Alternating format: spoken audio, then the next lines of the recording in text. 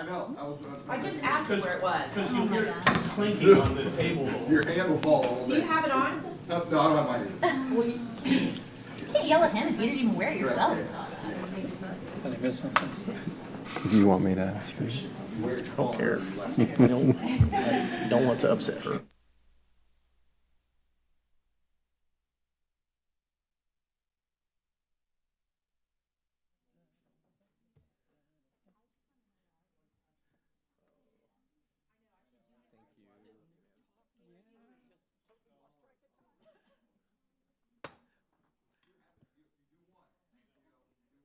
Good evening, good evening. I wish to extend a warm welcome to everyone tonight. Appreciate you being in attendance with us. We even have some guests with us as well. Pretty exciting. The board, the superintendent, and I were pleased that you've joined us as we celebrate achievement. We're going to review a lot of information tonight, and we're going to make some policy decisions related to the effective operation of the school board. So I would like to call the July 23rd, 2024 regular school board meeting to order. Now I would like to ask Ms. Cunningham to please give our invocation, and I would ask that you would all please stand and remain standing for the Pledge of the Allegiance. Thank you, Mr. Chairman. Please bow our heads in prayer. Dear Heavenly Father, we thank you for the many blessings that you bestow upon each of us every day. Lord, we ask you to bless our meeting tonight and those who are here along with their families. We pray for your wisdom and guidance as we make decisions affecting our most precious little children. Lord, keep our students and staff safe as they enjoy the remainder of summer vacation. And we pray, Lord, for a smooth transition at the start of school next month. In your Son's most holy name, we pray. Amen. Amen. Amen. Thank you, Ms. Cunningham. So speaking of guests and students, so if y'all can come step forward and lead us in the pledge would be great. Thank you. To the flag of the United States of America and to the republic for which it stands, one nation, under God, indivisible, with liberty and justice for all. Right. Boy, Yeah. they did great. Well done. All right. So, yeah, well, stand by. Y'all are the star of the show tonight. So come forward, both of y'all. And do y'all want to play rock, paper, scissors to decide who goes first? But if you could introduce yourself and then anybody that you have with you tonight. My name is Madeline Bumpus, and with me tonight is my dad, my mom, and our assistant principal of Spessard. All right, very good. If y'all can stand up and be recognized, we're so thankful that you made it out tonight. Well done, well done. All right, so Madeline, which one's Madeline and Gracelyn? You're Madeline and Gracelyn? All right, very nice. So, I don't know, maybe tell us something about you all that we should know. Hobbies or activities that you like? My favorite sport is volleyball, and I love to surf, and I love to act. Wow, man, surf. Who's teaching you how to surf? My dad. Oh, very nice. Very cool. And Miss Gracelyn, how about you? Yeah, you can move that microphone down. My name's Gracelyn Holly Bumpus, and I like to do gymnastics and soccer. Gymnastics. That's amazing. Okay, so how about, there's a full list of things here that y'all are involved in. I see that Madeline, chorus, ukulele club, school musicals, you mentioned that one, volleyball, and this one, I don't know. You got to help me on this one. Gator News Network, what is that? It's our morning show for school. No way. So you're involved in that? All right, that's very cool. And Gracelyn, what I saw was you like reading books? Yeah, all right. And soccer as well? You're into soccer? Very cool. And then bugging your sister, your big sister. All right, and then how about maybe your favorite subject in school? I like music and math. Music and math. Oh my goodness, that works so well together. That is awesome. And how about you, Miss Graceland? What is your favorite subject? I like to do art. You like to do art. All right, man. So a lot of good art and science here. So well done, parents. Okay, so if you had this dream that you can see in the future and you had that ability to know what you're going to do, what would you want to do in your future? I would want to be a veterinarian or see where volleyball takes me. Wow. Okay. Very good. Very good. Yeah, Miss Graceland. Making a decision of being a police officer or a fighter. Wow. That is amazing, y'all. That is great. All right, so last question. These aren't hard questions, right? What's your favorite thing about Spessart Holland? That we're all basically a family and we take care of each other. Wow. Wow. That is great. Thank you for sharing that. Miss Graceland, did you have something on your mind as well?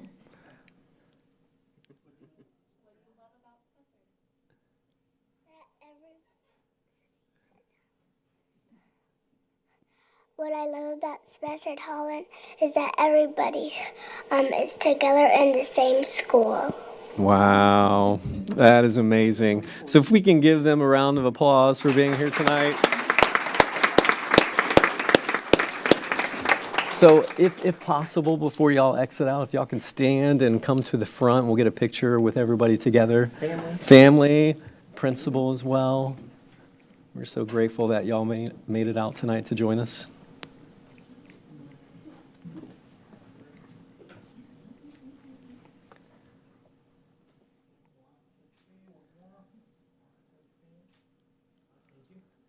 All right, well done.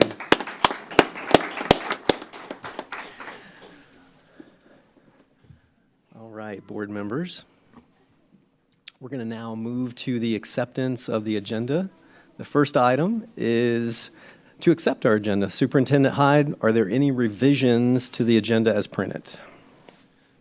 Yes, sir, Mr. Chair. There are several adjustments or amendments. Item K2, Administrative and Instructional Personnel Actions, an attachment was updated. Item O, number 6, Dual Enrollment Florida Southern College Agreement was moved to an action item. Item O7, Dual Enrollment Contract with Southeastern University was also moved to an action agenda item. Item P, number 4, Revised School Board Attorney Job Description, an item was updated and added. Item Q2, 2024-2025 tentative budget and millage rates attachments were added. That concludes amendments this evening, sir. Thank you, Superintendent. So at this time, the chair will entertain a motion to accept the agenda for July 23rd, 2024 with the noted revisions. Do I have a motion and a second? So moved. Second. Mr. Sharpless made the motion and Ms. Wyatt seconded it. Any discussion at this point, board members? All right. I'd like to call for a vote. All those in favor signify by saying aye. Aye. All those opposed, same sign. All right, and that motion carries. Next up is a new administrator, Superintendent Hyde. Would you lead us through our next item?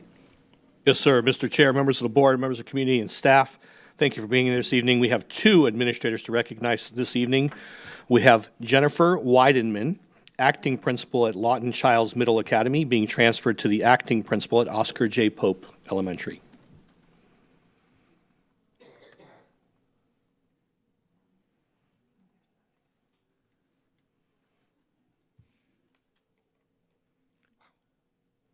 Good evening, everyone. Good evening. I am deeply honored and humbled to stand before you today. The opportunity to serve as principal represents not only a personal milestone for me, but a milestone for my village as well. For without their love and support and encouragement, I would not have reached this goal.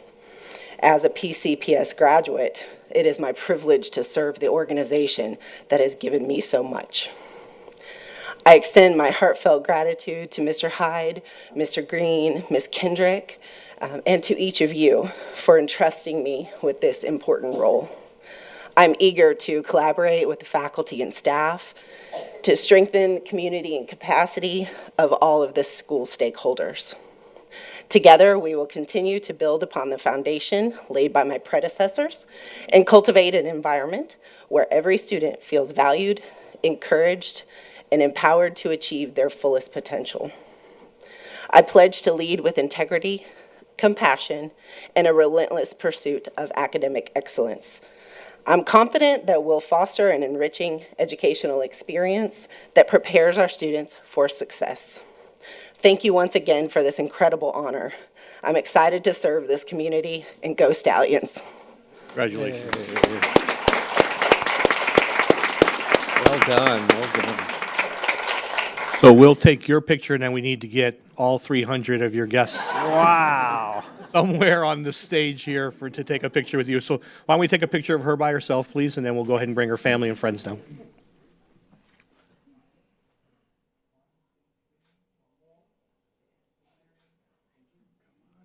All right, everyone, come on down. What a great village you have. Yes.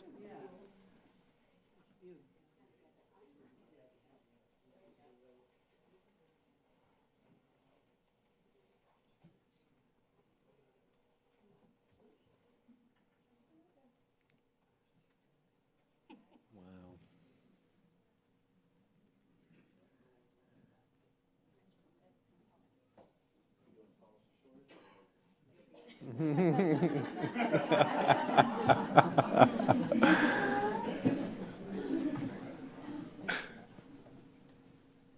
we go. Man, that's a lot of support right there. Goodness. Everyone find your frame.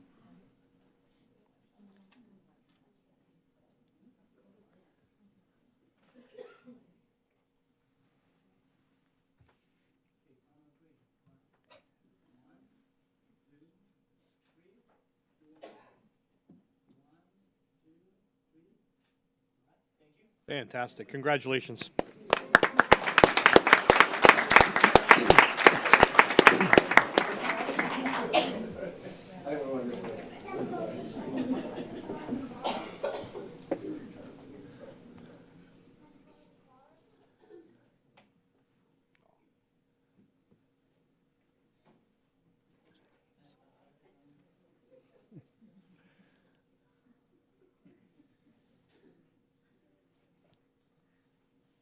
Should have asked them what restaurant they were going to for dinner so we don't try and... Yeah.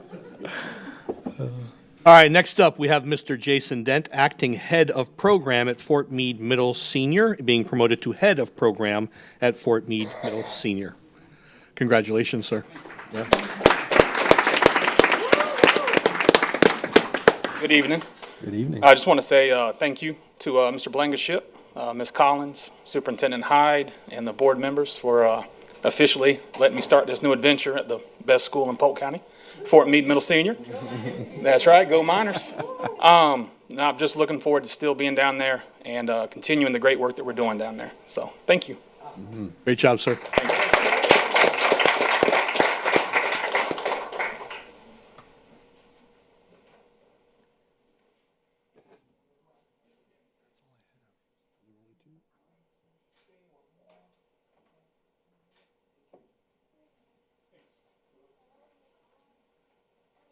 That concludes new administrators for this evening, sir. Great, thank you, Superintendent Hyde. Moving down on our agenda, we have special recognitions. Superintendent, would you so kindly lead us through this section? It would be my pleasure. At this time, I'd like to ask Ms. Lisa Miller to please step down and assist us with this evening's special recognitions.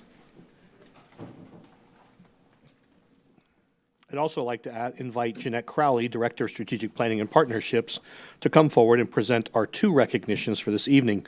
First, the recognition for our sponsors of the Focused on Excellence campaign. Chair Allen, everyone, school board members and Superintendent Hyde. It's an honor to be here with you tonight. I'd like to begin our Focus on Excellence recognition with a highlight video that we had created for this year. So if the team behind the wall could start that video, we're ready for that.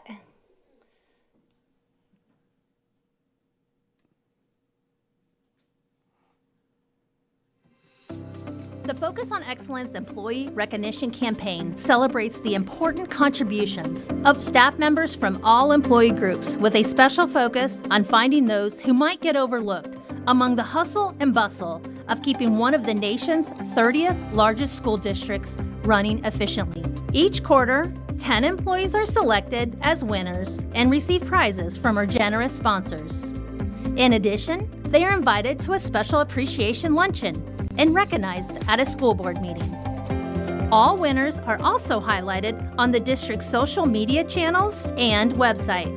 Many winners say this moment of appreciation leaves a lasting impact on them, both personally and professionally. I feel so honored to be selected for Focus on Excellence. I feel like I've truly had a great blessing of being able to be a part of Polk County Schools and make a mark on it. And this, I feel like, is a great representation of the fact that my mark is being represented. People go through their slumps. They get a little tired, especially on different stretches and with all the testing that we do.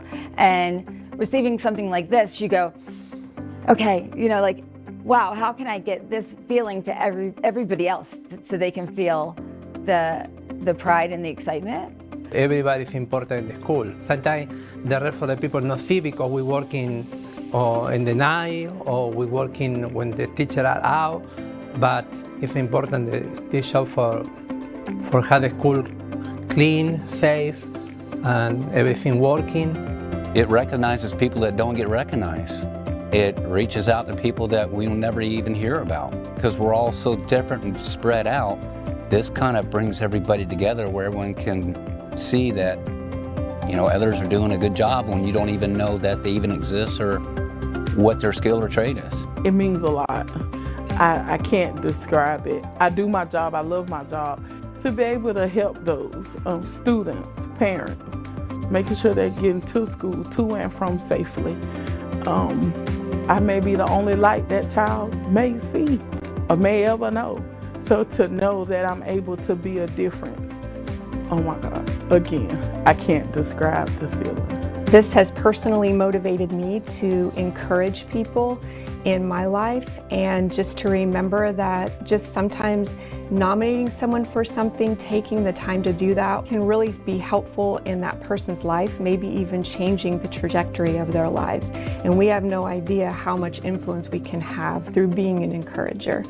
There are so many employees working hard every day to support our schools and students. Help us find them and tell their stories. We encourage all PCPS employees to submit nominations during the 2024 through 2025 nomination windows. Remember to like, follow, and share all the news and great happenings occurring in Polk County Public Schools. To learn more about the Focus on Excellence campaign, please visit polkschoolsfl.com/excellence.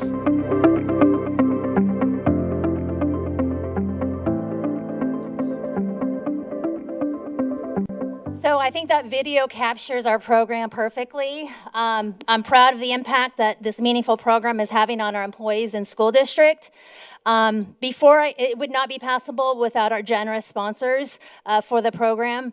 But before I introduce our sponsors, I'd like to say thank you to all the PCPS employees who submit nominations, because without those nominations, we wouldn't be able to recognize them every school, or, on a quarterly basis. And so thank you to the employees. Thank you to the public relations and strategic partnership team members who put in a lot of hours behind the scenes to make the luncheons and the recognitions possible, as well as numerous departments that we partner with for the success of the program. We have some amazing business partners in our community who come alongside us each day. And because of their commitment to our community, Polk County Public Schools and the Focus on Excellence program, we're able to keep expanding it each year. And I'm proud to say that we continue to add additional partners so we can add additional incentives and additional gifts for our winners, as well as our nominees. At this time, when I call your business name, can you please come forward? And because our sponsors are so generous and they've taken the time, not just to dedicate to this program in our school system, but to be here with us tonight, I would like to give them an opportunity to say a few words on behalf of their organization. So if we could have International Diamond Center, Ryan McKellen, please come forward.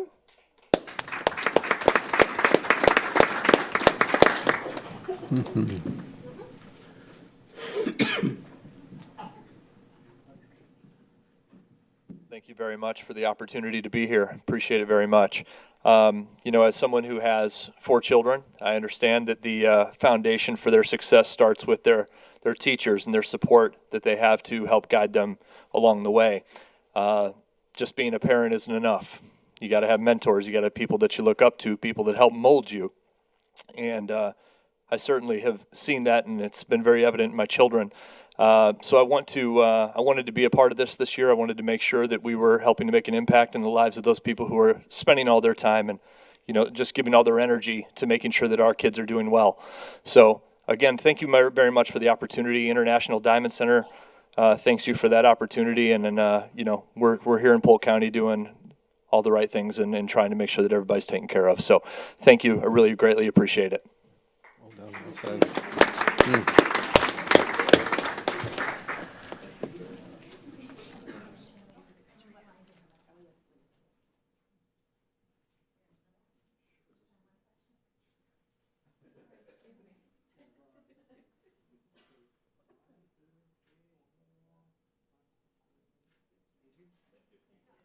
a great job.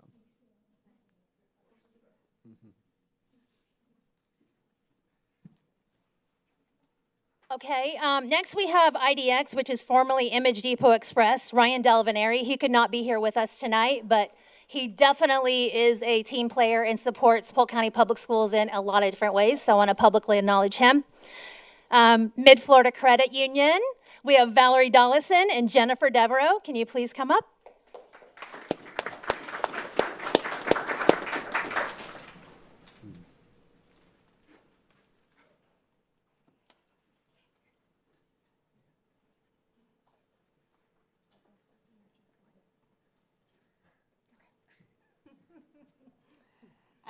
On behalf of Mid-Florida, Valerie and myself, we thank you.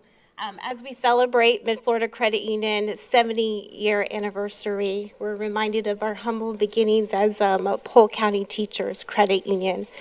It's our pleasure to continue to support in many different ways, especially with this program as far as identifying employees out there that really make a positive impact not only to the school board, but to also our community. So we look forward to our future continued sponsorship in the upcoming school year. Good evening. I just want to say that I am always I'm always humbled and happy to be in the environment of education, which I believe is the foundation for our world. And should be treated as such. I wanted to just say I was thinking about all the different groups that were recognized through this program, and I'm just so glad that we were able to reach out across the board instead of just the teachers and administrators to get all of the other groups, SEG groups included. Because when my children were growing up, we would always give gifts to the teachers, and my son would always remind me that his favorite people in the school was the cafeteria ladies and the janitor, because he spent a lot of time with them, and they were very encouraging to him as he made it through the school board. And he is now a Lakeland police officer. So I know that they gave him some really inspiring encouragement when he needed it. So thank you all to you too for including Mid-Florida. As Jennifer has always stated, we are definitely in support of Polk County school boards, and we will always be there to support any endeavor to help our teachers. Thank you.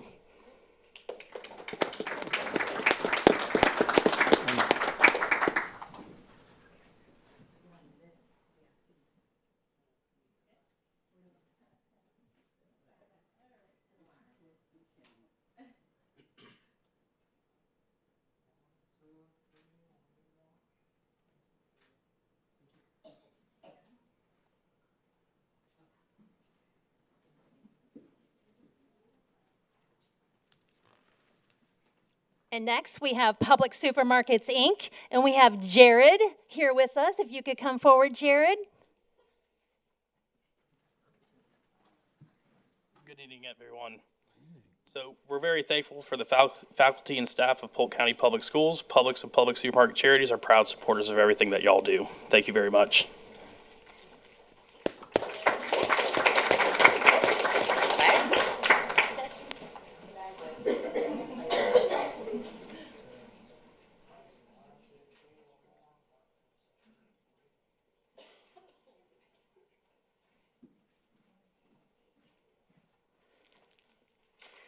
Not with us today, but want to recognize Sign Gypsies. They provide our yard signage for every luncheon that we have.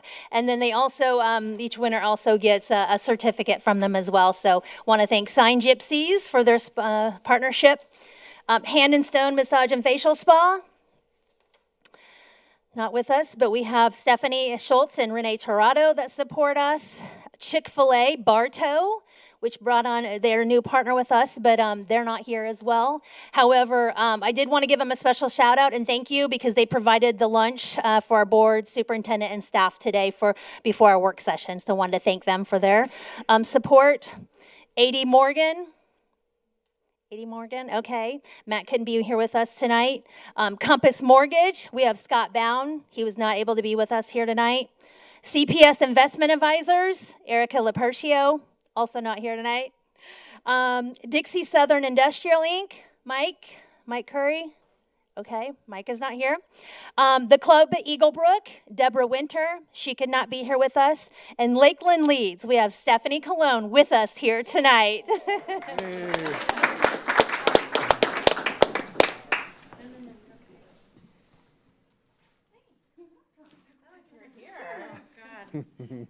Okay, so as a graduate of Fort Meade High School, I think they left, but yay, go Miners, and a product of the Polk County Public School System, super proud to be working at Lakeland Leads as its newest employee and second, so we're growing by leaps and bounds.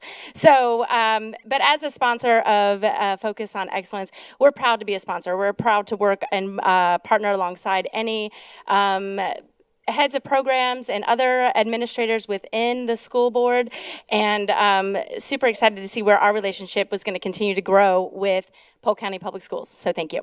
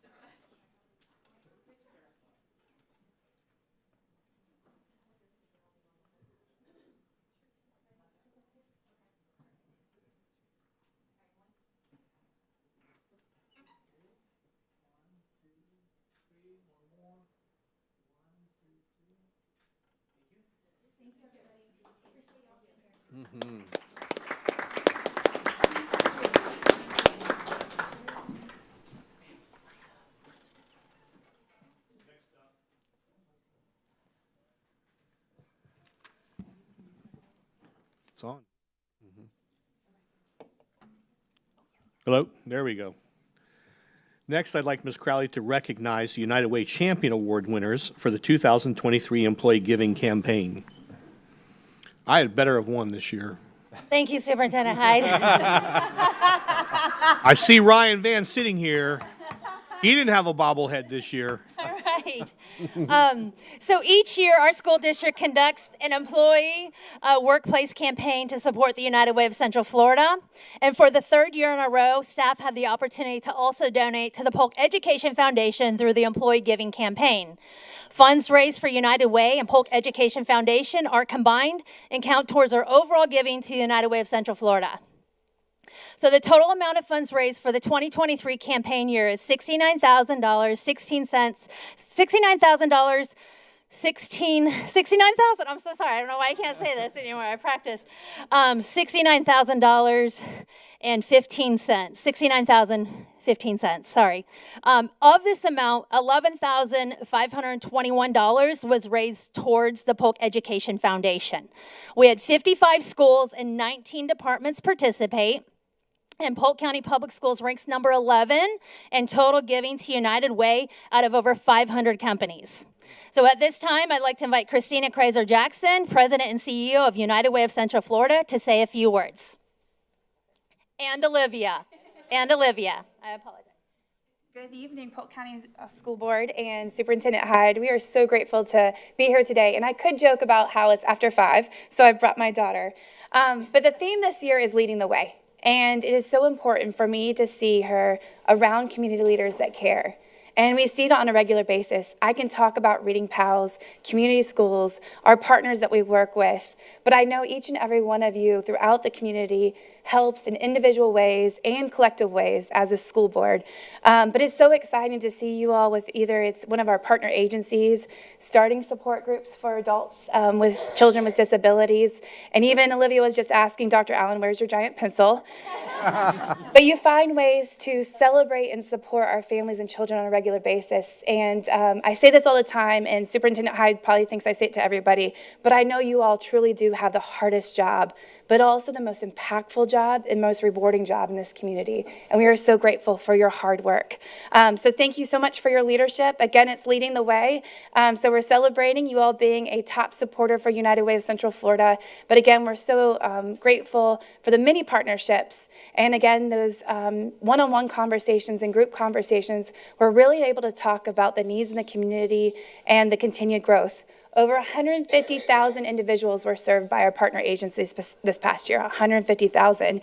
And while we don't like to celebrate having to serve more individuals, we are so grateful so many of those partners are here because they work with Polk County School Board and the schools themselves. So thank you for your leadership, and thank you to all the schools that did such a great fundraising efforts for us. We have our team with us today, Rod Crowley, who's our Chief Operating Officer and the lead for most of our programming, or much of the programming. Ileana Canis is our Chief Development Marketing Officer. And I might let them all introduce themselves because we have a huge group here to celebrate you all. But also wanted to recognize that Kelsey is our lead Resource Development Manager for the Polk County Public Schools. Oh, and Jordan. Thank you so much. Thank you, Christina.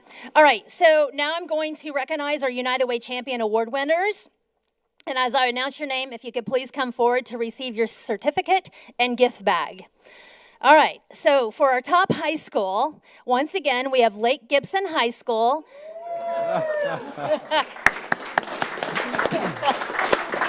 He's used to being up at the podium. So Lake Gibson High School, Mr. Van and their employee coordinator, Melinda Diaz, have raised $4,502, which is an increase from last year. So congratulations. Wow.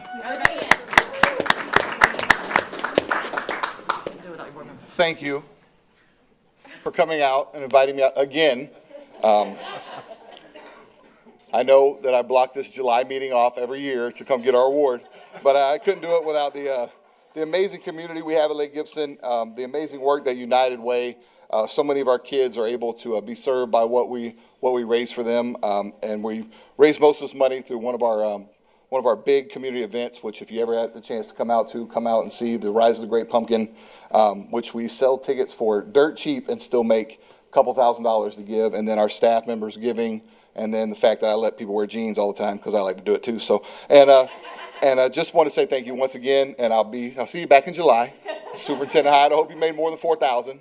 Hope the bobbleheads did good, so thank you. And our amazing school board member, Miss Lisa Miller. Couldn't do it without you. Picture. Get a picture. Yeah. I didn't do my hair.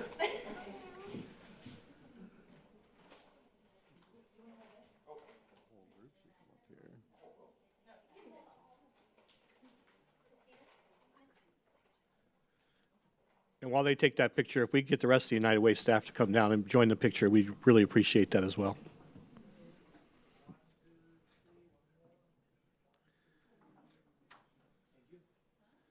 Including Christina.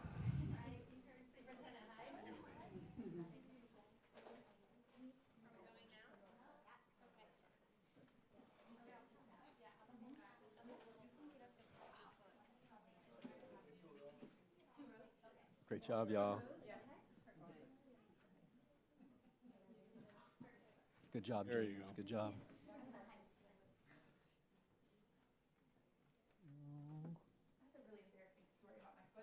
What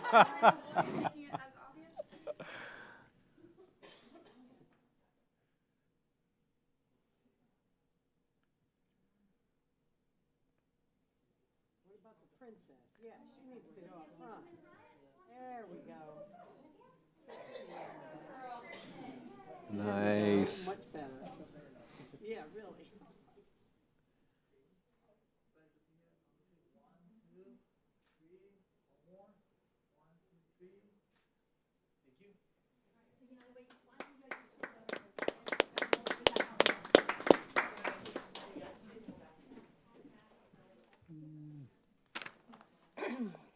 Our top middle school is Kathleen Middle School with $3,455, which is an increase from last year. So we have Mr. Bucky Day here, new principal. Right, yeah. Again, I'd like to also basically reiterate everything that Van said. You know, many of our kids are served by many of the organizations that you support. And we're so grateful that you provide those services or align the services with those kids because many of them are in great need. So it's definitely a worthwhile endeavor that we enjoy undertaking every year. And our staff that comes along, as Ryan said, you know, our staff loves to donate, but they also, we do it through the jeans and everything else, same thing, because we all love wearing jeans. Great. Congratulations. Thank you. Congratulations. Yeah. Go ahead, Matt. I do want to say Ms. Sheila Gregory, who just recently moved from, she could not be here with us. She was invited, but she had to unexpectedly be out of town. But she's actually looking, she said just because she changed schools doesn't mean that she's not going to be the top middle school next year. So there's a lot of competition.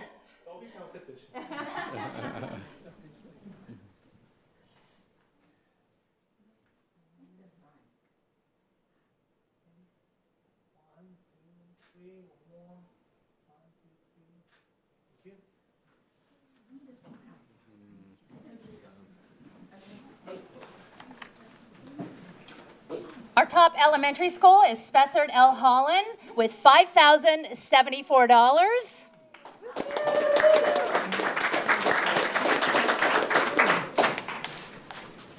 We thank you. It's quite an honor. As you heard from our students that gave the pledge this morning, or earlier this evening, the special key is that it's all seen as family.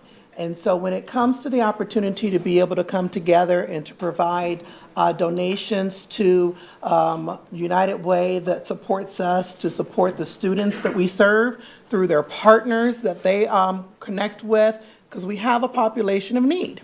Our family, our staff comes together to support the children. And so we're very excited to always be able to connect with United Way, and we just continue to be able to support even greater next year through various endeavors. Yes, we do offer out of jeans, but our families also come together and support us along with the students and our staff. So we're very grateful for United Way. We're grateful for the partnerships that they have to support our students.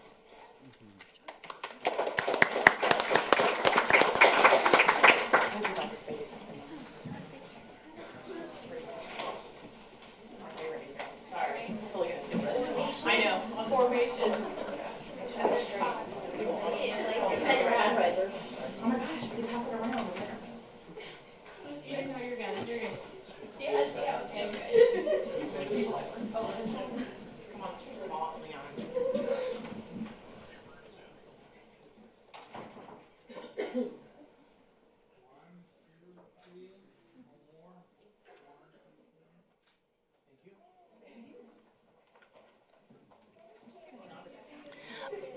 Our top department, Office of the Superintendent.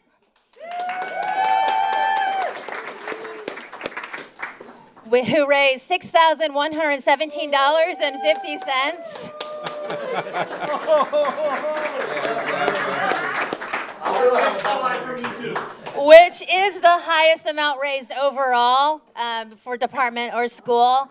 And want to thank Superintendent Hyde, Ms. Winchester, she serves as the employee coordinator. I think the Superintendent Hyde bobbleheads definitely helped out with your campaign this year. Oh, you don't want to have words?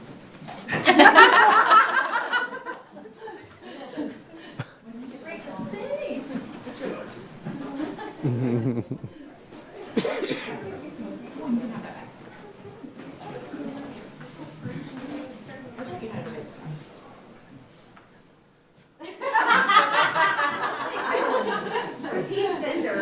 the back? Yep. Is that okay?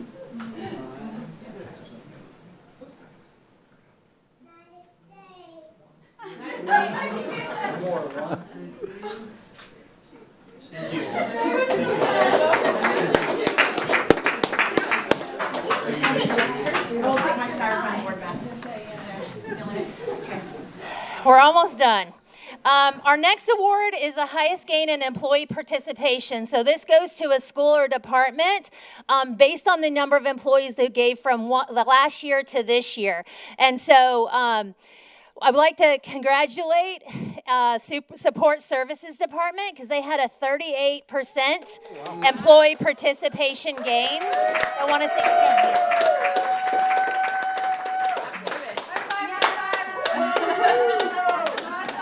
Is that training?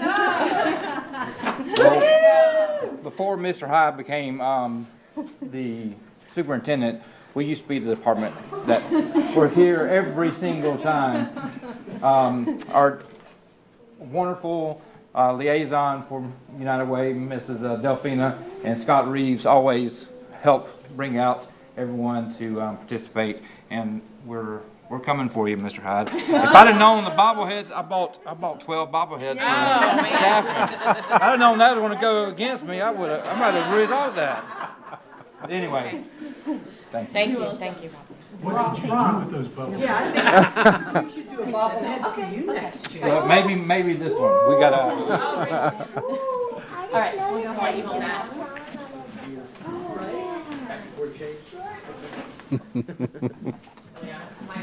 Thank you. It's a good charity. I didn't know where we were. But the bobbleheads definitely helped.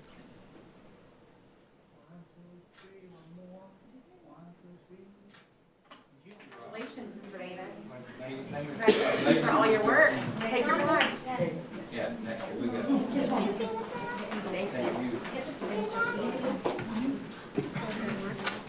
One more. We'll do one. Don't let Scott decide. This is great. This is so fun. Okay, and our last award, this is our PCPS Philanthropist of the Year Award, and this was a fairly new award that United Way and Polk County Public Schools created within the last 3 years, but it really showcases and highlights somebody that goes above and beyond kind of year after year that contributes towards the campaign. So I'm proud this year to recognize Scott Reeves, the Director of Support Services, for receiving this award. But before Scott comes up here, I want to say a few words about Scott. Scott is a constant encourager and supporter of the United Way campaign. And over the years, he's been hands-on contributing in many ways. Those ways include getting team members involved to spearhead fundraisers, participating in campaign videos and being featured on Jeans Day posters, shaving his beard that he has been growing for years. I think his wife had to support that because otherwise he wasn't going to do it. But he's always willing to do something for a good cause. And he's always willing to jump with me in photos. And if you know, yeah, right? He's a trooper, I'm telling you. But anyway, Scott's spirit of encouragement is truly remarkable. He engages his employees, he empowers them to get involved, and he really wants everybody to succeed on his team. But he is so deserving of this award, and I want to say congratulations on the recognition because it's well deserved.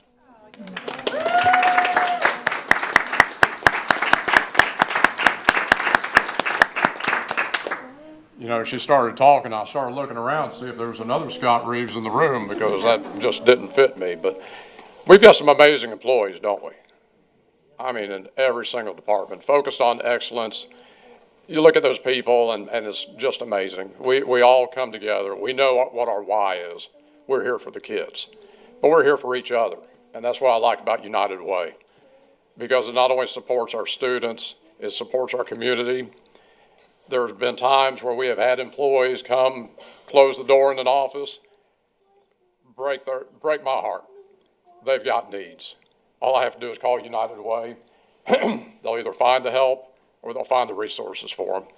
So it makes a personal connection when we can donate to a cause, not just money, but time. Our time is valuable these days. But to make sure that our community is taken care of. And I want to thank Mr. Davis for his leadership and giving us the opportunity and the freedom to express ourselves, help find ways, do things like Ms. Hernandez coming up with Taco Tuesday, pie in the face, save it or shave it. He has always been there to support these because he knows that it supports our folks and our community. So thank you very much. And Jeanette, thank you for your spirit and your encouragement. You are one of those amazing people that keep people involved in organizations like this, just with your spirit and hey, where are you at? What are you doing? Can you help? Can you give me a hand with this? Thank you. Thank you for all you've done over the years. You're welcome. Thank you. Appreciate you. Take a picture. I have to give it something to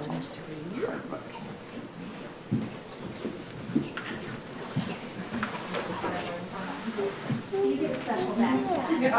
Special bag. Special stuff, yeah. Oh, You get a okay. special compliment. I see what we got here, Mr. Ryan. I'll do the Ron Vegas bobblehead next year. Oh, with your beard, how cute is that? Where'd you guys come from? Come on, yeah.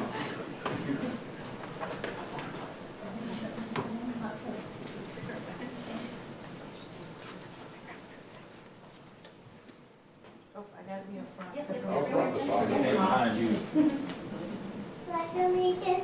That's it. 1, 2, 3, one more. 1, 2, 3. Thank you. Okay, everybody stay in place. Can we do a group photo? Everybody? Everybody.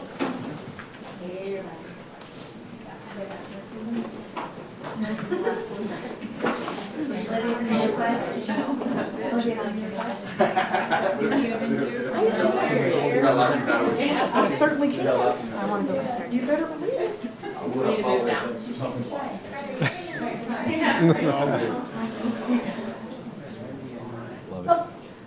You're good, you're good. Probably, that's probably. Oh, my God.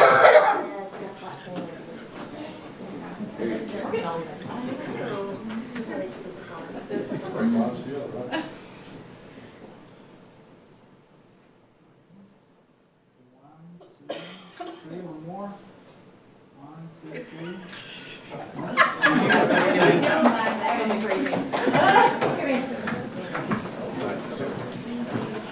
Thank you. That concludes my presentations. Thank you all for all your work. Mr. Chair, members of the board, that concludes special recognitions for this evening. Thank you, Superintendent Hyde. Ms. Crowley, thank you. Thank you so much. Very moving tonight, so appreciate the work. Love the video as well. Nice addition. Thank you. Thank you. Mhm.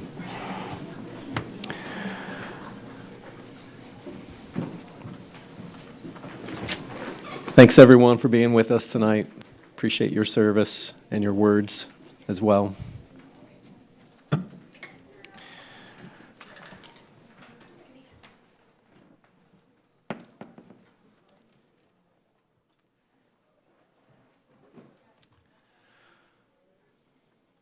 All right, next item is public comments for items on the agenda to be voted upon as adopted at the start of this meeting. As we all know, there are 3 opportunities to speak. Basically, 1 item for items on the agenda, then during our public hearing, and then for non-agenda items. We did not have any comment cards for this section as we're about to move through our consent agenda. So we will now move to the approval of minutes. Board members, now we need to approve 2 sets of minutes. The first set of minutes is from the June 11th, 2024 school board meeting. The chair will entertain a motion to accept the June 11th, 2024 school board meeting minutes as written. Do I have a motion and a second? Second. All right, Ms. Fields made the motion, Mr. Sharpless seconded. Is there any discussion? Seeing none, I'd like to call for a vote. Those in favor signify by saying aye. Aye. Same sign, opposed? Motion carries. The second set of minutes is for the June 11th, 2024 work session meeting. The chair will entertain a motion to accept the June 11th, 2024 work session meeting minutes as written. Do I have a motion and a second? So moved. Mr. Sharpless made the motion, Ms. Wyatt seconded. Any discussion on this one? Seeing none, I'll call for a vote. Those in favor signify by saying aye. Aye. Aye. Those opposed, same sign. And that motion carries.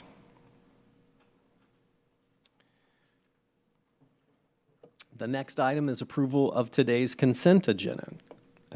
The chair will entertain a motion to accept the July 23rd, 2024 consent agenda as printed. Do I have a motion and a second?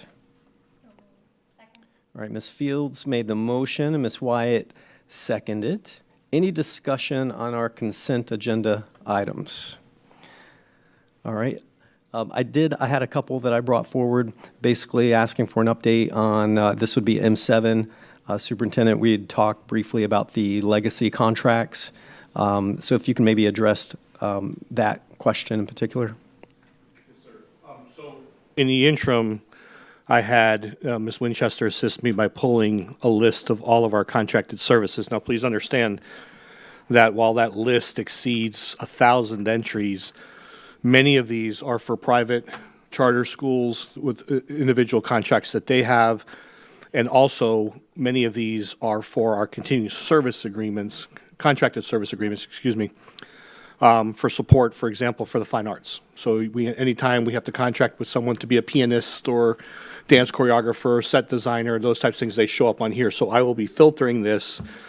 I'll be sending it out by department, asking for its inception date, asking for the timeline for each contract, because again, the goal is to put contracts on a minimum of a 3-year renewal cycle. Depending on how many contracts end up on that, we may have to stagger it over 2 years. But again, we'll prioritize those, but I'll bring that information back to the board to make sure that you all understand the number of contracts. The dollar amounts and everything else are also attached, so you'll be able to see what services we're providing, what departments it comes from, the funding source, the budget line item, costs associated with them. And again, I think what's more important is the duration in which some of these contracts have existed. Are they persistent contracts for automatic renewal each year? And that's really not a process we should hold and embrace. We really should be putting out contracts locally and across the state for competitive bids. That's been an interest of the boards. I'm pleased to share that at next month's meeting, Dr. Adrian Anthony will be bringing forward and will be doing a presentation on diversification of our contract bidding process, with an effort and an emphasis to help train local contractors and local providers so that they understand the process of submitting a bid, they understand the requirements, we can help them find those resources, but then we can help prioritize some of our smaller businesses here locally.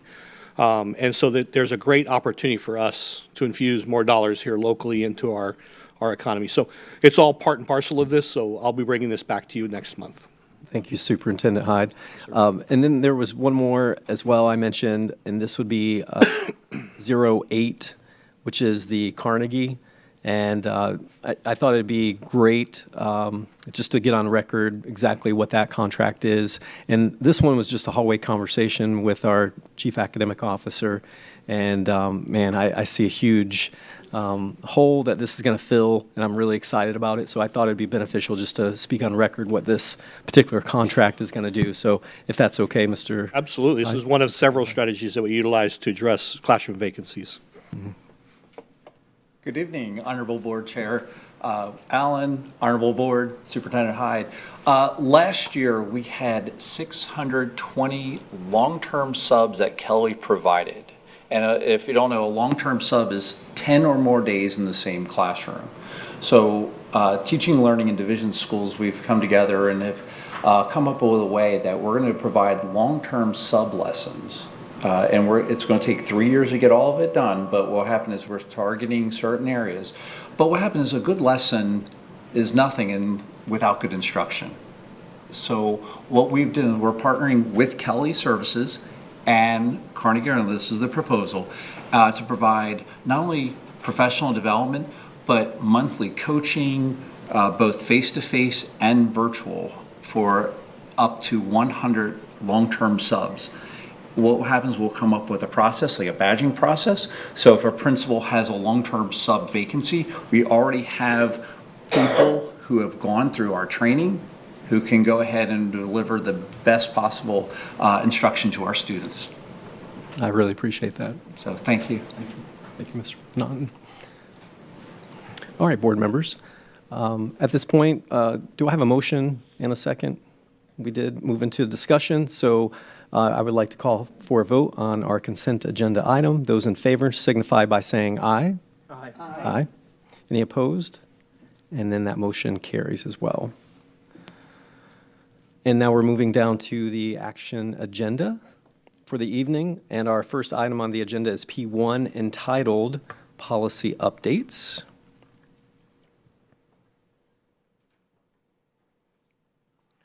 This is a block of policy updates that came before this board during our April 9th work session. Also, we had a public hearing on these policies on June 11th, 2024. And the recommended action is to approve all policies from the June 11th public hearing. And I would like to take a moment and read all the policy numbers and names into the record, and then we'll go from there. So we have 1120, employment of administrators. 1121.01, background screening and employment history checks. 1122, non-discrimination and equal employment opportunity. 1130, appointment, assignment, transfer, and promotion of administrators. 1210, standards of ethical conduct. 1213, student supervision and welfare. 1216, dress and grooming. 1362, anti-harassment. 1430.03, sick leave. 1500, remote work. 2210, curriculum development. 2417, comprehensive health education. 2522, challenges to adoption or use of instructional, library, or reading list materials. 3120, employment of instructional staff. 3129, conflict of interest. 3129.01, tutoring. 3130, appointment, assignment, transfer, and promotion of instructional staff. 3210, standards of ethical conduct. 3220, evaluation of instructional personnel. 3410, compensation. 3500, remote work. 3700, teachers' bill of rights. 4210, standards of ethical conduct. 4500, remote work. 5420, this is reporting student progress.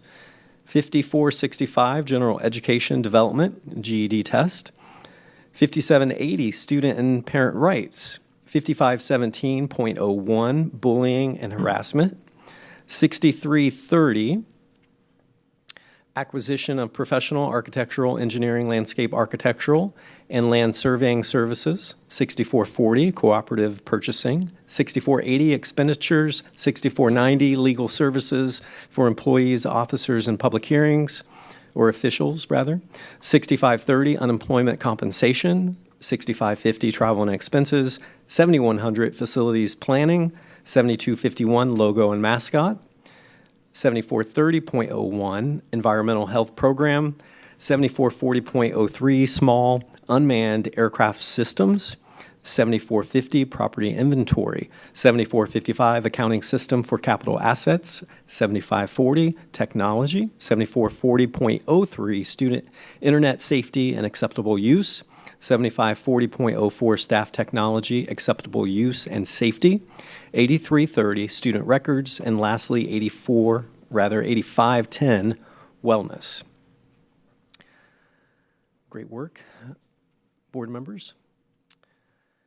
So do we have a motion and a second?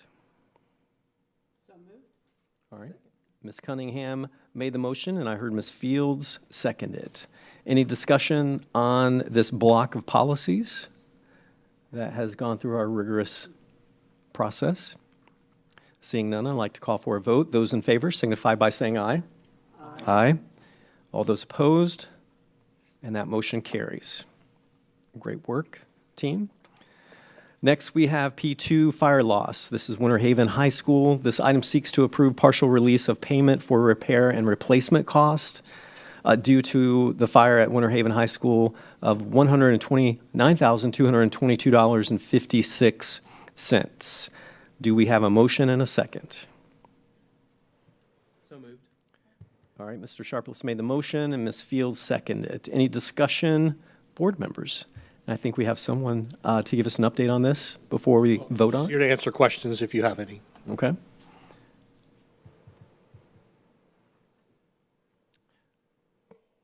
All right, Ms. Miller, you are recognized. Thank you, Chair Ellen. I just wanted maybe an explanation, a little bit of the response time for this. I did hear from some community members that were concerned at what they perceived as a delay to respond to the repairs. So if you could just talk a little bit about the process and how that worked. Well, the process involves, our staff working together with the insurance company, okay? Because typically what happens is we have our own architects and engineers. The insurance company has their folks. We typically meet together at the site, and that did take some time to have that happen, to have them meet together. And then there were some additional edits that we had to go back and forth on, and that happened actually in June. And when that happened, there were still a couple of items, to be honest, that are still outstanding that facilities said they had to get some additional information on. So to be honest, I have not taken those off the estimate, but facilities said they have to get some additional information on that. So, those are still pending. That's why this is just an initial payment and not a final payment. So it did take some time to coordinate. To be honest, I don't have the same adjuster on my account as we had for this loss because I was not happy with his performance. But I have a new adjuster now. But this one is finishing this claim, and to be honest, he has been performing as expected once we went over what we needed, okay? So, but at this point, I'm waiting on the school district at this point to get me what I need to finalize everything. And I've also got some additional updates that could be possible as far as payments for updating of codes and regulations that could be due us if we do have some additional payments that are necessary for that. Do we know the completion of the remodel and/or? I don't To be think honest, it's a rebuild. I know the person heading up the project was on a leave of absence, and I don't believe he's come back yet. So I have not, to be honest, I have not heard from anyone that's assumed that project. Okay, so at this point, I'm still waiting on some feedback from them. Thank you. Can we get an update on the timeline for that when you have it? Sure, I'll be glad to follow up for you. Thank you, Ms. King. Thank you, Ms. Miller. Okay, thank Ms. you. King. All right, the motion on the floor is to approve partial release of payment for repair and replacement cost. Those in favor signify by saying aye. Aye. All those opposed? And that motion carries. All right, next, P3, we have a half-cent sales tax oversight committee appointment. I'm bringing forward Jennifer Holland to serve due to her extensive knowledge in finance. Do we have a motion and a second on this item? All right, Ms. Wyatt made the motion and Ms. Fields seconded. I'd like to read her bio into the record. Jennifer Holland is a Polk County native and is currently a senior vice president and credit administrator for South State Bank in Lakeland, Florida. Jennifer began her banking career in 1993 and has served in many functions, including wealth management, private banking, commercial lending, and credit administration.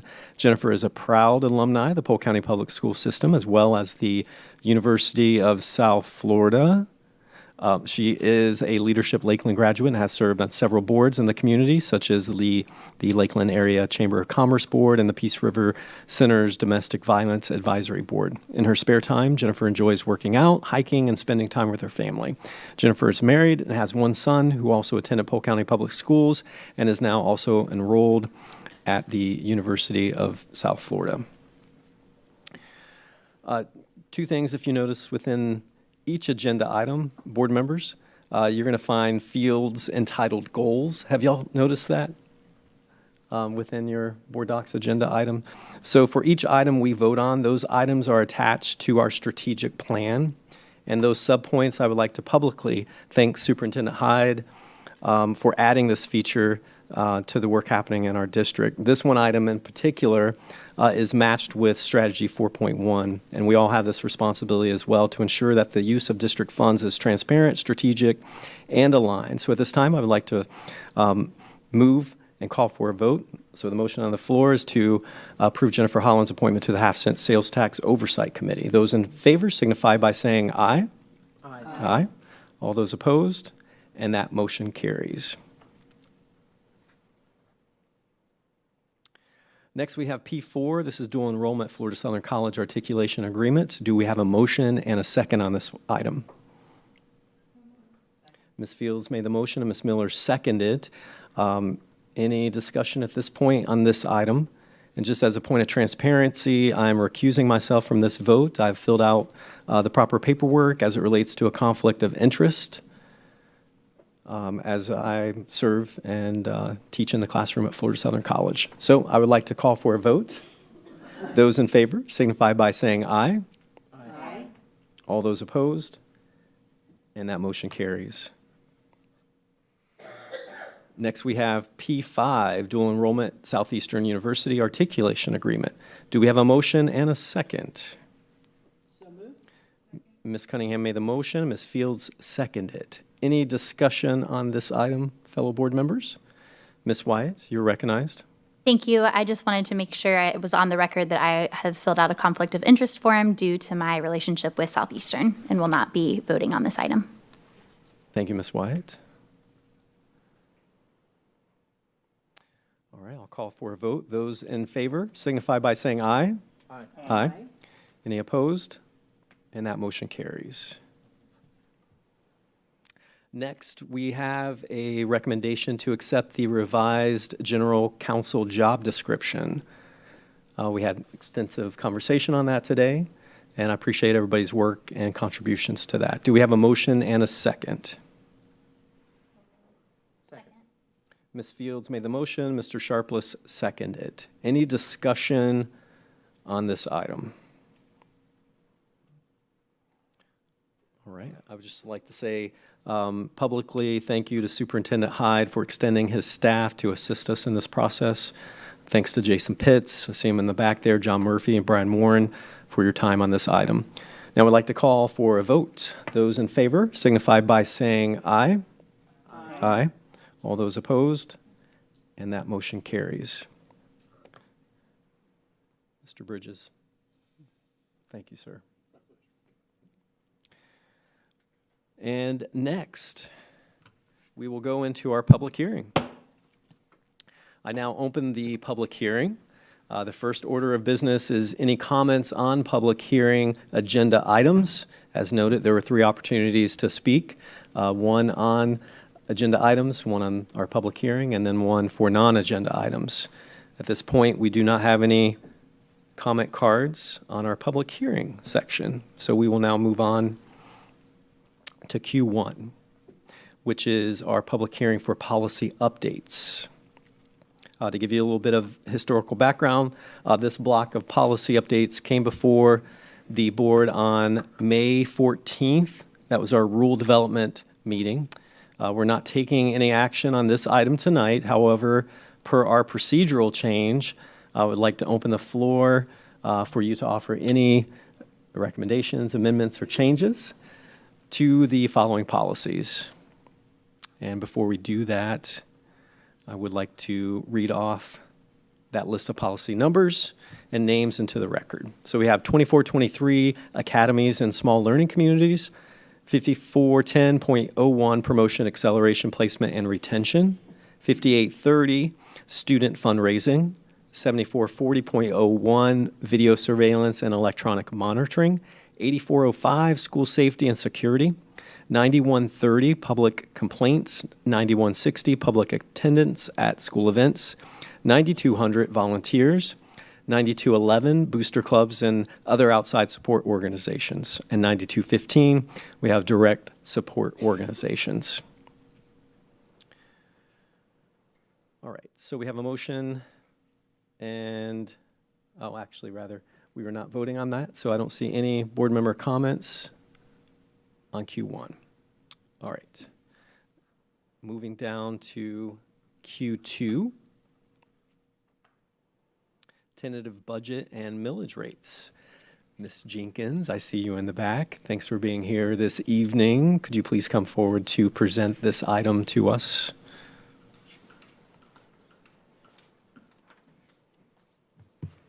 Good evening, board members, Superintendent Hyde, staff, community. Tonight, we're here to talk about the tentative millage and our tentative budget that we're presenting. For the 24-25 school year, the proposed required local effort millage is 3.048 mils. Compared to last year at 3.160, that's a reduction of 0.112. Our local capital improvement millage remains at 1.5, and our discretionary operating remains at 0.748 mils. The total millage being proposed for this year is 5.296 mils as compared to 5.408 for last year, which is a decrease of 0.112 mils. However, this amount is 2.33% higher than the rollback rate. And I want to explain to you what the rollback rate is. That would be the amount necessary to generate the exact amount of revenue that we had in the prior fiscal year.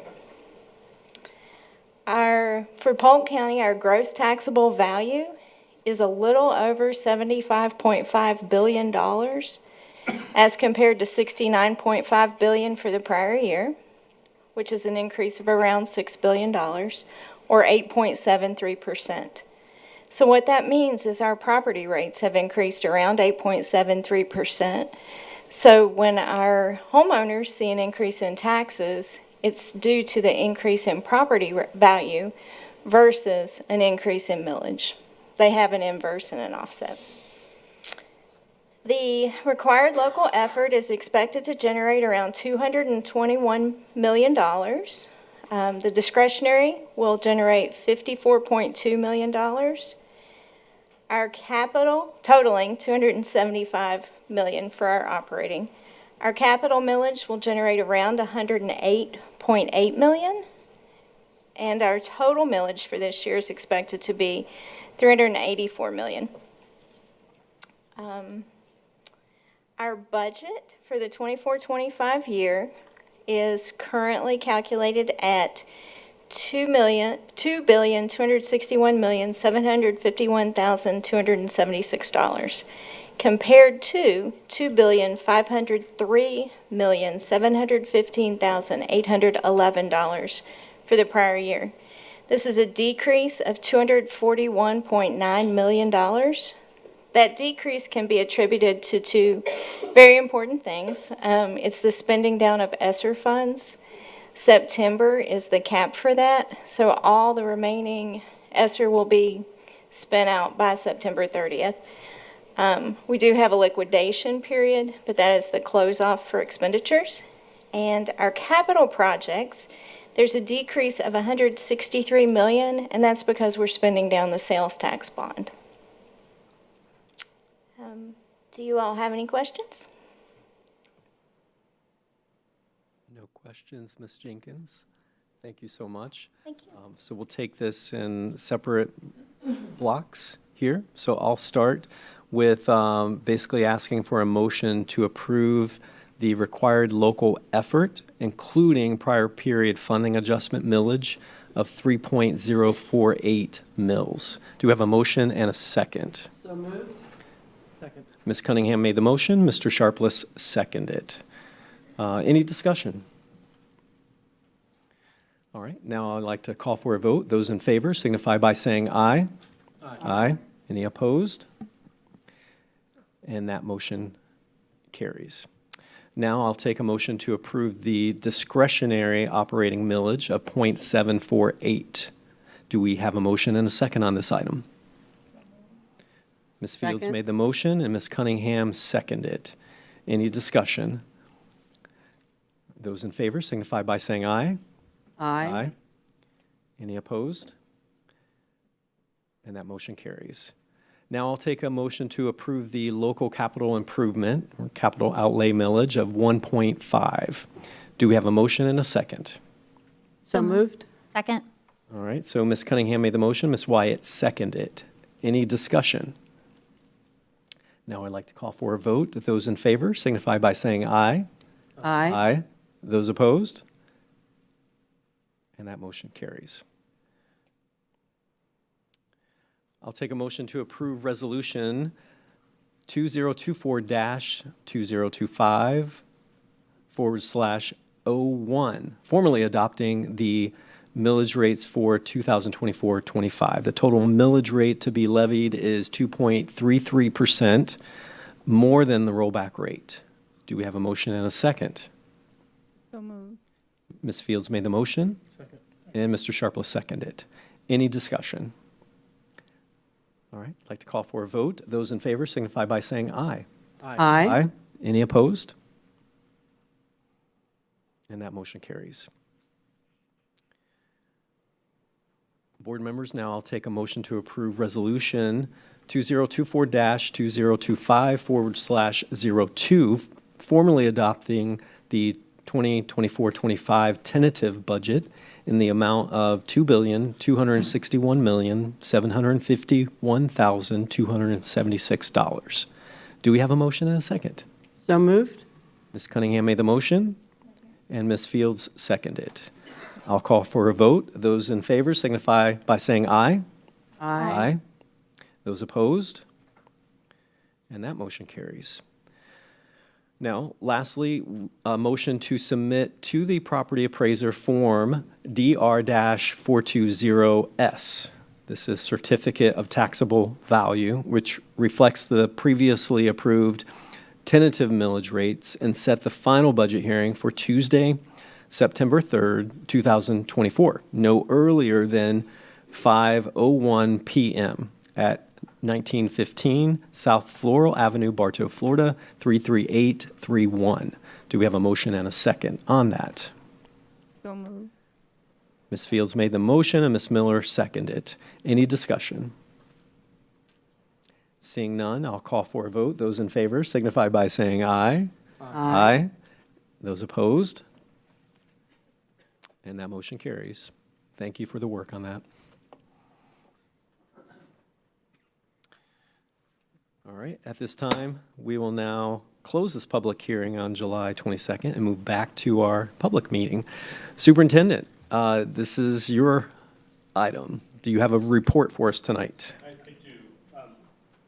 Mr. Chair, members of the board, as you know, the state made changes to its assessment platforms starting 2 years ago. Last year, we were unable to report during the first year of its new administration, we were not able to determine learning gains because anytime you establish a new assessment, you can establish a proficiency cut score and level score, but you need 2 years of consistent data to receive learning gains. We will receive that information this year. Board members, you've received an update. We are waiting for tomorrow. The State Board of Education will make a final determination as to any potential changes in how school grades and district grades will be calculated. That's something that the Florida Department of Education is bringing to them. There are 3 proposals before the State Board of Education tomorrow. So we'll wait to see how it impacts us and others. I will say, I have the utmost confidence we will continue to see our school grades continue to improve. As they have over the first 2 years, we demonstrated remarkable improvement in our overall school grade calculations. This year in particular, I have shared with you, and I'm going to share here very briefly, our ELA performance. So again, with proficiency scores alone, students scoring at level 3, 4, and 5, 85% of our schools demonstrated an improvement in reading proficiency from the prior year. A total of 54 schools improved by 10 or more points. With one school, the most drastic improvement in reading proficiency alone was 18 percentage points at Oscar J. Pope Elementary School. In our math performance, 80 schools, or 75% of traditional public schools, please understand that this data is only reflective of our traditional public schools. It does not incorporate charter schools or any other school, because we don't have any direct influence or operational involvement in on those campuses. But 75% of our schools improved their overall math proficiency score. It is important to note that algebra across the state went down slightly this year. That's probably likely due to changes in the assessment. So algebra scores at high school in particular saw a little bit of a dip, but overall, again, 75% of our schools showed improvements in math proficiency. 33 schools improved by almost 10 points, 13 schools improved by 11 to 15 points, and 4 schools improved by 17 to 20 points, percentage points in their proficiency scores alone. In science performance, 82% of our schools improved their proficiency score from the prior year. Most drastically, if you recall the data set I provided you, the high schools in particular did an exceptional job in biology. 8th grade science went up significantly as well.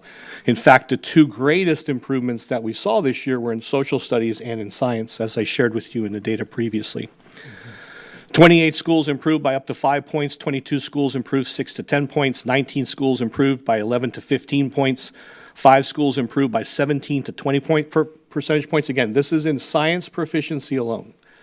6 schools improved by 21 to 24 points, 7 schools improved by 26 to 34 points, and 1 school improved their science scores by 41 points as compared to last year. Jesse Keene Elementary School. Outstanding job. Social studies performance.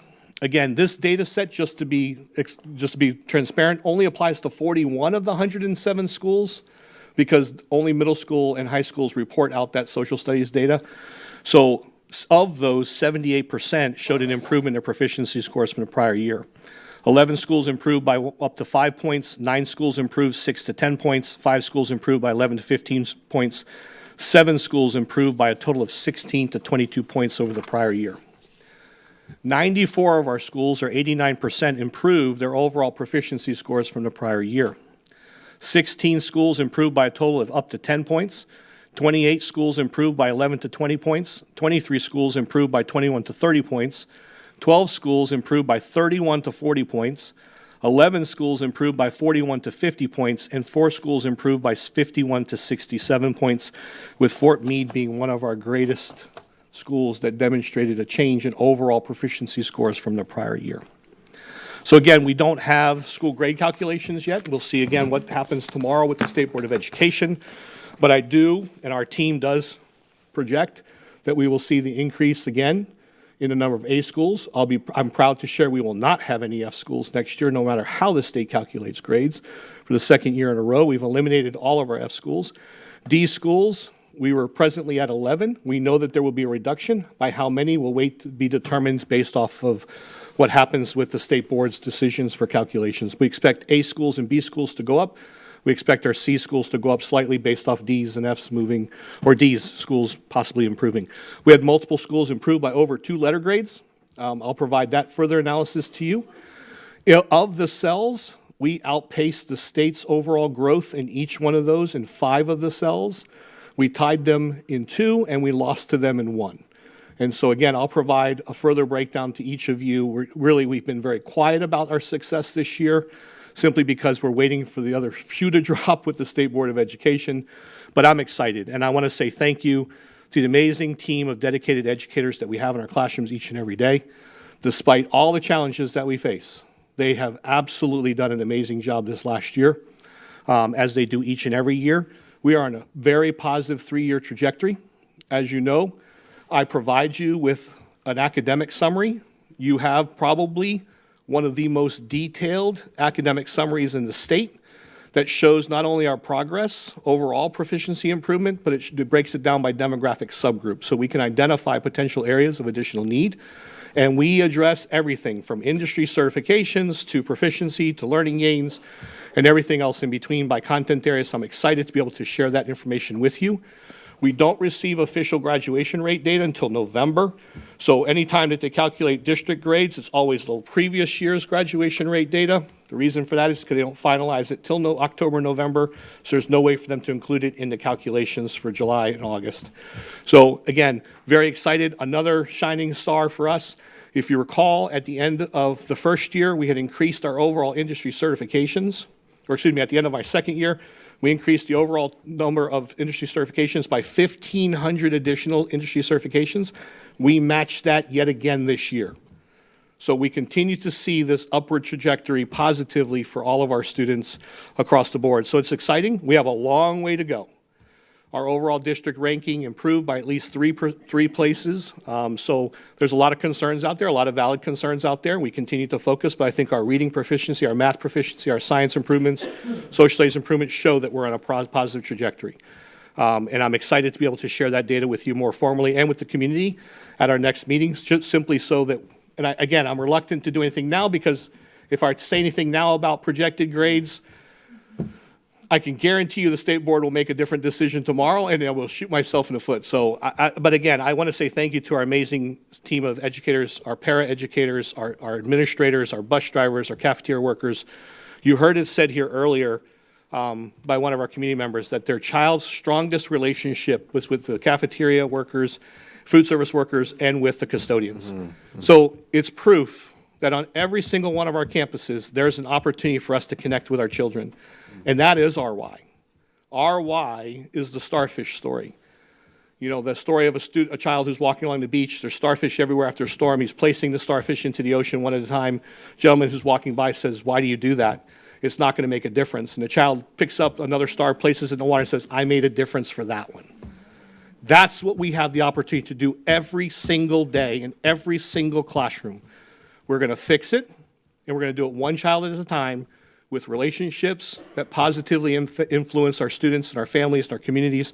And so it's an exciting time to see this positive trajectory. So I've gone well over my time. I apologize, but I can only hold it back so long. So I will conclude with our next meeting and work session and board meeting will be held on August 13th, 2024. The work session will begin at 12:30 p.m. and the board meeting will begin at 5 p.m. The meeting will be held here at the district office located at 1915 South Floral Avenue in Bartow. Thank you, Mr. Chair. Thank you, board members. Superintendent, thank you for your passionate leadership. Next, we will move to our attorney's report. Mr. Bridges, you are recognized. 4 items for you this evening. The first have to do with public hearings. The first one, request authority to advertise a public hearing on the student progression plan for 2024-2025 to be held on September the 3rd, 2024 during the regularly scheduled board meeting. All right. Board members, motion to approve to advertise for public hearing on September 3rd, 2024 during the regular scheduled board meeting. Do we have a motion? I've got a motion by Mr. Sharpless. I need a second. Second. Ms. Cunningham seconded. Any discussion around this? All right, very good. I'll call for a vote. Those in favor signify by saying aye. Aye. Aye. Any opposed?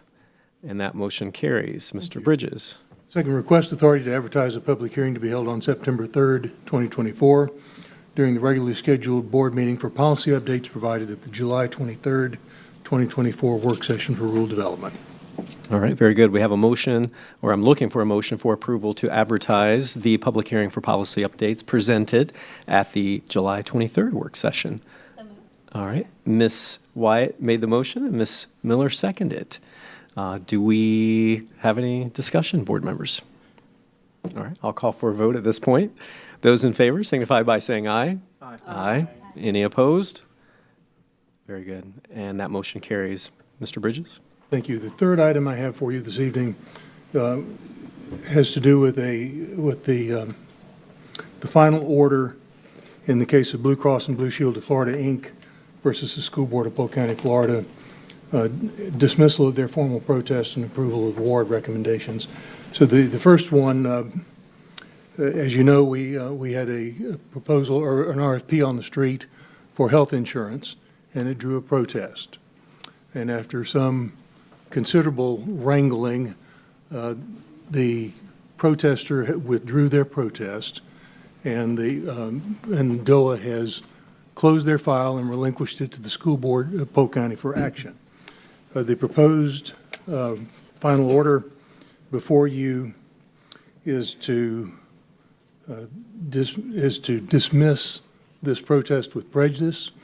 That is required before you can make an award on the recommendation.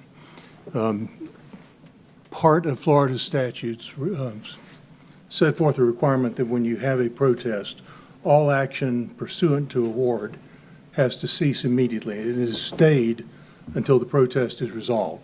So upon the entry of your final order this evening, I will bring you the recommendation for award. So if you would first please make a motion accepting and authorizing the final order. Thank you, Mr. Bridges. So the motion that we're looking for is to approve proposed final order in the case of the Blue Cross and Blue Shield of Florida, Inc. versus the School Board of Polk County and Meritain Health, Inc. Do we have a motion and a second? So moved. All right, Ms. Wyatt made the motion, Ms. Cunningham seconded. Any discussion, fellow board members, on this? All right, Mr. Sharpless, you are recognized. I was just wondering if our attorney could tell us what it means with prejudice? With prejudice means that it can't come back. Okay. The time for filing has lapsed. They cannot bring a protest back. Thank you. Thank you, Mr. Sharpless and Mr. Bridges. So we have a motion and a second. Any more discussion on this item? All right, I'd like to call for a vote. Those in favor signify by saying aye. Aye. Aye. Any opposed? And that motion carries unanimously. Fourth item is the motion to approve recommendation of award 039-MK-0524 Group Health Services. The chair contacted me last night and asked a very good question. Why are we doing this off of the attorney's report? The answer to that question is if in a perfect world where we have plenty of time, tonight I would have brought you the final order for approval, and then we would have placed the recommendation for award on the action agenda for the next school board meeting. However, we are behind the curve. Mrs. King's indicated she has a time crunch for open enrollment, and we got behind the curve by about 6 weeks because of the protest. So I was asked to bring them back to back tonight, and of course, as I mentioned earlier, the final order had to be approved before you could entertain the recommendation for award. So that means if I'm bringing you the final order off of my report, the only place on the agenda that the recommendation for award could come is after that.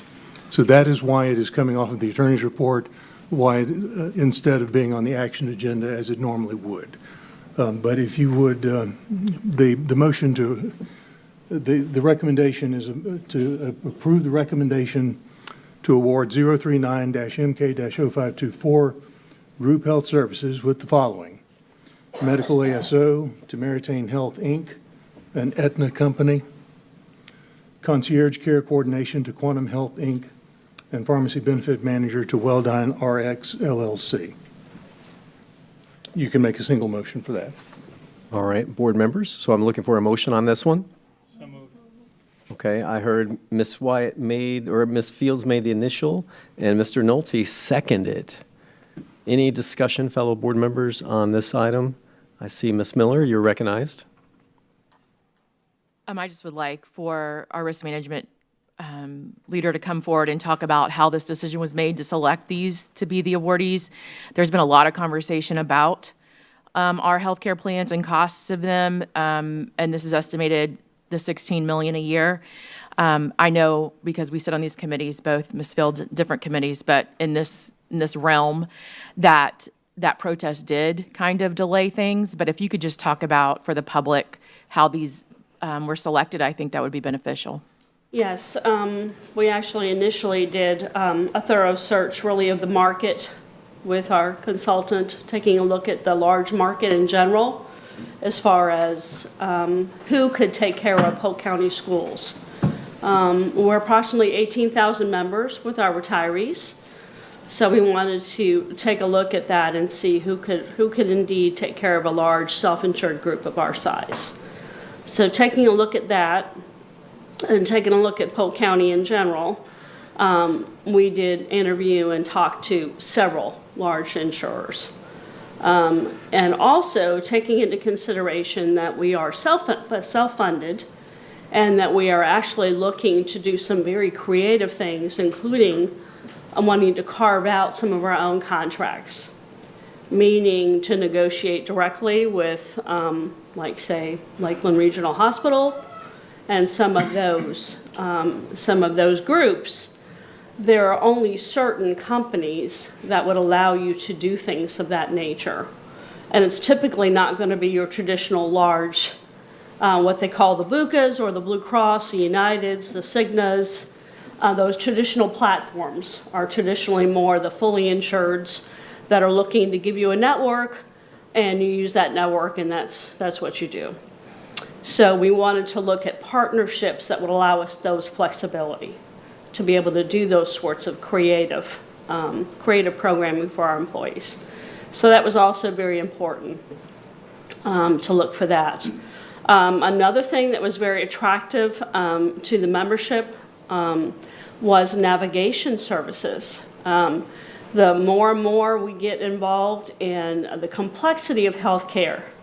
Healthcare is very, very complex. I can't tell you about the number of phone calls we get daily about anything from a co-payment to what is this, do I owe it, do I have to pay it, what do I do, what is this program, what is that. So one thing we looked at too was how do we help our employees not only get the right service, but get the right thing at the right time, right? And then how do we help them navigate that system and get that best service? And that can include knowing who to call at the school board for certain services. So that was also something that we looked at, and a number of school boards are starting to engage in those types of services, navigation for their employees. So that was also something that we looked at. So we went through this very comprehensive analysis over many months of talking and really educating our committee about those types of services. We also brought in a pharmacy consultant. I will tell you that I have been in healthcare for over 30 years, and I know that pharmacy is the biggest game out there. And I will tell you that trying to keep up with all of that is nearly impossible, even for people that do employee benefits for a living. So, and we know that healthcare is consolidating, right? We know that the big companies own all their own pharmacy vendors, okay? So they all plug and play with one pharmacy vendor. And you keep hearing that you're not going to get your best deals through those types of partnerships. And we have certainly seen that in our experience. So we brought in a pharmacy consulting, realizing that we needed that separate person to really help educate us about how do we get the best deal, because we certainly weren't getting it with our current arrangement. And we knew that's where the biggest savings was, particularly with our contracts and the language in our RFP. And we knew if we wanted to get that savings, we had to put it in our contract. So to be honest, that's where our biggest savings is going to be, because specialty drugs, you all, I mean, every time we turn around, there's some great invention. And to be honest, it's wonderful, the types of things that are being developed to cure diseases nowadays. But I can tell you the cost of that is being passed on to health plans, including you all as a board, because the costs for that are enormous. We're talking millions of dollars, okay? And that's not going away anytime soon, because there's other things in the pipeline. And those patents are continuing to be expanded. And, you know, the games are trying to keep those patents in place to enable Big Pharma to continue to, obviously, you know, make money off those drugs. So, you know, we did take a look at that. And I think that what we ended up with as far as the recommendation, we're excited. We think we're going to save at least $2 million on our pharmacy, at least, conservatively. And we're excited about that. The navigation, I think, is going to be wonderful. I'm excited about being able to brand this plan as our plan, your plan, because for years they've seen it as just Blue Cross. And to be honest, it's kind of sad because it's not. It's their plan. So when they're using those benefits and they think that they're spending money that is Blue Cross's, they are not. They are spending employer dollars. So I think we have a very unique opportunity this year to really do a lot of education about our program. And as far as timing, to be honest, this is perfect timing. Well, actually, next week was supposed to begin conversations about programming. So we are right on time. So when Wes says I was a little bit behind, I was just getting nervous because actually this coming week was going to start all of those discussions. So by being able to approve it at this meeting, the timing was perfect because we can't have any of those discussions. Realize we can't start talking with the vendors until you all have approved all of this, because we were putting ourselves on thin ice having those discussions. So yes, ma'am. I just had one follow-up. First, this is a lot of the board relying on you and your staff to, that you're giving us the best plan. Yes, ma'am. In the end, the constituents will come to us when there's problems. And so, and that's not our, it's our job to listen to our staff who've done the research. Can you tell me when, if employees are hearing this for the first time, when they should expect changes to their health plans? Well, to be honest, we haven't had any discussions. We have to impact bargain any changes to any co-payments. So for right now, the plan is status quo. To be honest, the biggest change is going to be probably the formulary, because we're going to tighten up on some of those things. But to be honest, we're going to go softly into that dark night, because we're gonna allow some time for things to funnel through their doctors. And I'm looking at least, if it were me, I'd want at least 90 days with my doctor. So I'm looking at January, rolling out some soft messaging on that. We are looking at some patient assistant programs. We talked a little bit about that. There's like a little over 200 people affected, where they can get financial assistance. And we're gonna have someone to help them, guide them through that. If them and their spouse, they have to give financial information. Seminole Schools is doing this because Big Pharma has money out there. And instead of the school board having to front all that money, now the money would be funded by Big Pharma. And, we talked at length with the union about that. They were a little concerned at first, but they get it. Because we're talking millions, y'all, millions of dollars in savings. And it's anticipated our employees are going to qualify. Let's face it, because they're probably going to qualify based on their income level. And if they don't, the plan will pay for the cost. So there's really no downside other than the privacy. But we're going to have someone that will lead them through all that. Thank you. Thank you, Ms. Miller. Ms. Fields, you're recognized. Thank you. I wanted to have comments about this. When Superintendent Hyde talked about forming the two committees, and I volunteered to be on one, I didn't realize the magnitude of work that was going to be involved. And I will tell you that there was a lot of work, and the sacrifices that the employees made coming to the meetings and doing their homework. And what really resonated with me was everyone knew that Superintendent Hyde had already said, we cannot continue to have our health plan to bleed. We've got to do something about it. We couldn't bring anything to him. We wouldn't do that anyway, but we heard him loud and clear. And the committee took it seriously.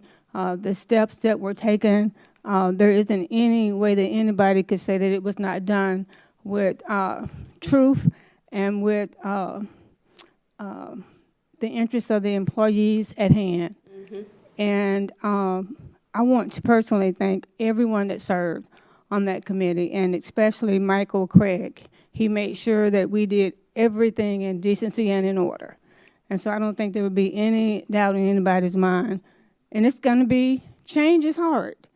And change can be painful sometimes, but I think in the end, if it works the way that I think it will, that we'll all be better for it.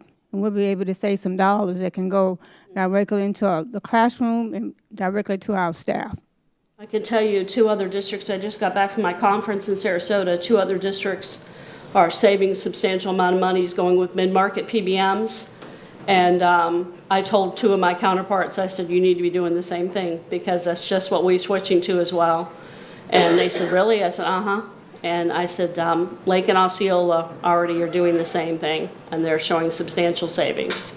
So we're following suit with that same example. So thank you. thank you so Ms. much. Fields? Mr. Sharpless, you're recognized. I want to take a second first to thank the committee members, Board Member Miller, Board Member Fields, for serving on those committees. I hear about all the great work that happened on the committees. What I'm disappointed in is I don't get to see any of that work. This wasn't presented to me in a workshop. I understand why, but it's disappointing that I don't actually get to see the different options that were there, any of that kind of stuff. As a board member, I would like to have that information to make an informed decision. And this is by no way discounting the work that happened on the committee. I'm going to vote in favor of this because of that work. However, it would help in the future. It would help me to understand what went into the decision-making process if I had the information in front of me. And so I'm disappointed in that. But I will, like I said, I will not change my vote in this. I spoke with our benefits consultant about that because, to be honest, there's still some decisions to be made as far as when we're going to implement some of these things. So the thought was to bring this back to you all to really show you, how we're going to implement some of these things, especially as far as the concierge service and these things. But as far as the timing with the enrollment and the work needed, there just wasn't the time to be able to do that. And I do appreciate your comment because I totally understand that. But with the timing we were faced with as far as the education needed and the timing with that, and there's such variability allowed with these things as far as the types of options that we had. So, even some of these things, like, for example, some of these things we may not do until year 2. We may not do some of these things until March. We may do some off-cycle changes, just because, to be honest, let's face it, change is difficult to swallow all at one time, right? So we talked about how do we phase in some of these things. So we're talking about what that really needs to look like to really help the employee. Because obviously that's what we're here for. We're here to save money, but we're also here to make it palatable to the employee as well. And we do have to be honest, work with the unions to make sure that we get agreement on those things. So. All right. Thank you, Mr. Sharpless. Ms. Fields, you're recognized. Okay, I just want to make a comment about Mr. Sharpless' concerns, and I'm not really sure what the process is, and maybe Superintendent Hyde can chime in here, but I know that a very detailed analysis of how it was decided on was done. And Superintendent Hyde, I would imagine you received that. I did later. So this information was shared. I went back to Ms. King because at least 2 board members had expressed concerns about some of the information, but a SharePoint site was shared. There needs to be an improvement on our end. I acknowledge that by bringing these items to workshops for regular updates. Agreed. But there is an ongoing document system that, to Mrs. Fields' point, that captures everything that's involved. While the board will make a vote, and takes a vote on these, ultimately, they do need to trust the work that's being done.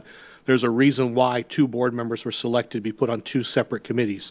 So the board was involved. The board has firsthand knowledge of what was discussed, what's being addressed, and how, so that at board meetings they too can share when they do committee updates or if there are other questions.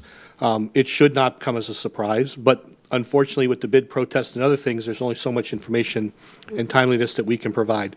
But I've had a lengthy conversation about this with Dr. Allen as your chair. I'm hearing Mr. Sharpless, and I know the work was there and it was well documented, but we'll make sure that we do a better job of bringing that information to you on a more regular basis and putting it in front of you for discussion. Yes.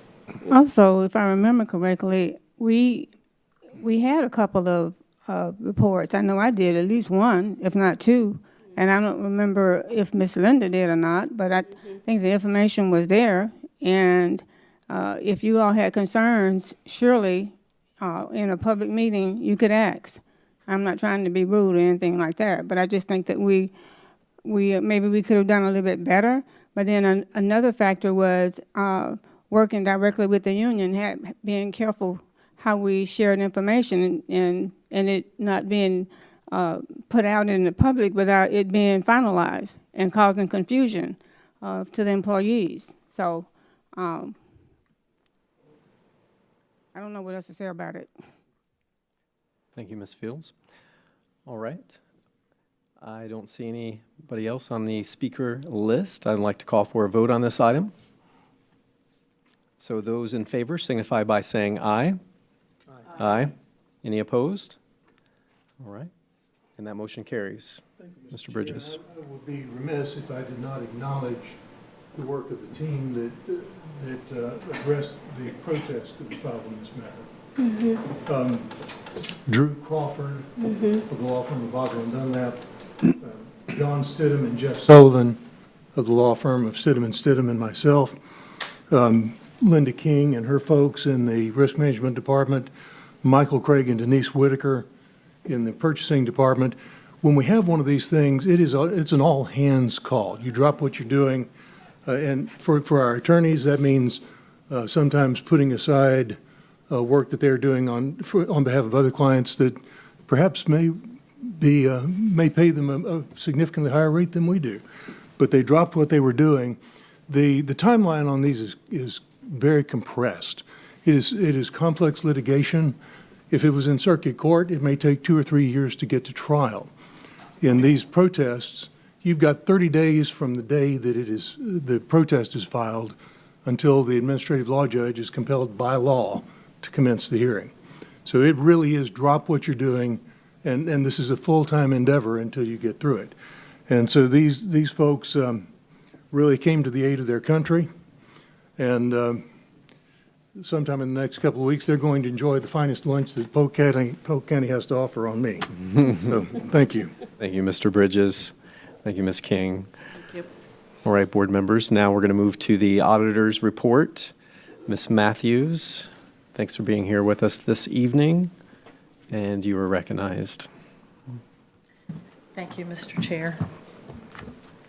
This evening, I'm bringing the internal audit plan for your approval that I previously emailed for your review. The internal audit charter requires school board approval of an annual audit plan. The audit plan was created from a 5-year comprehensive risk assessment of the school district and covers as many high-risk areas as possible given our available resources. Audit plans must be flexible to account for unanticipated demands such as unscheduled audits and investigations. Any significant deviation from the approved audit plan will be communicated to the school board through periodic activity reports. All right, very good. Thank you, Ms. Matthews. Board members, I need a motion to approve the 2024-25 internal audit services audit plan. Do we have a motion and a second? So moved. Second. Ms. Cunningham made the motion. Mr. Sharpless seconded it. Any discussion, fellow board members? All right, I'll call for a vote. Oh, stand by.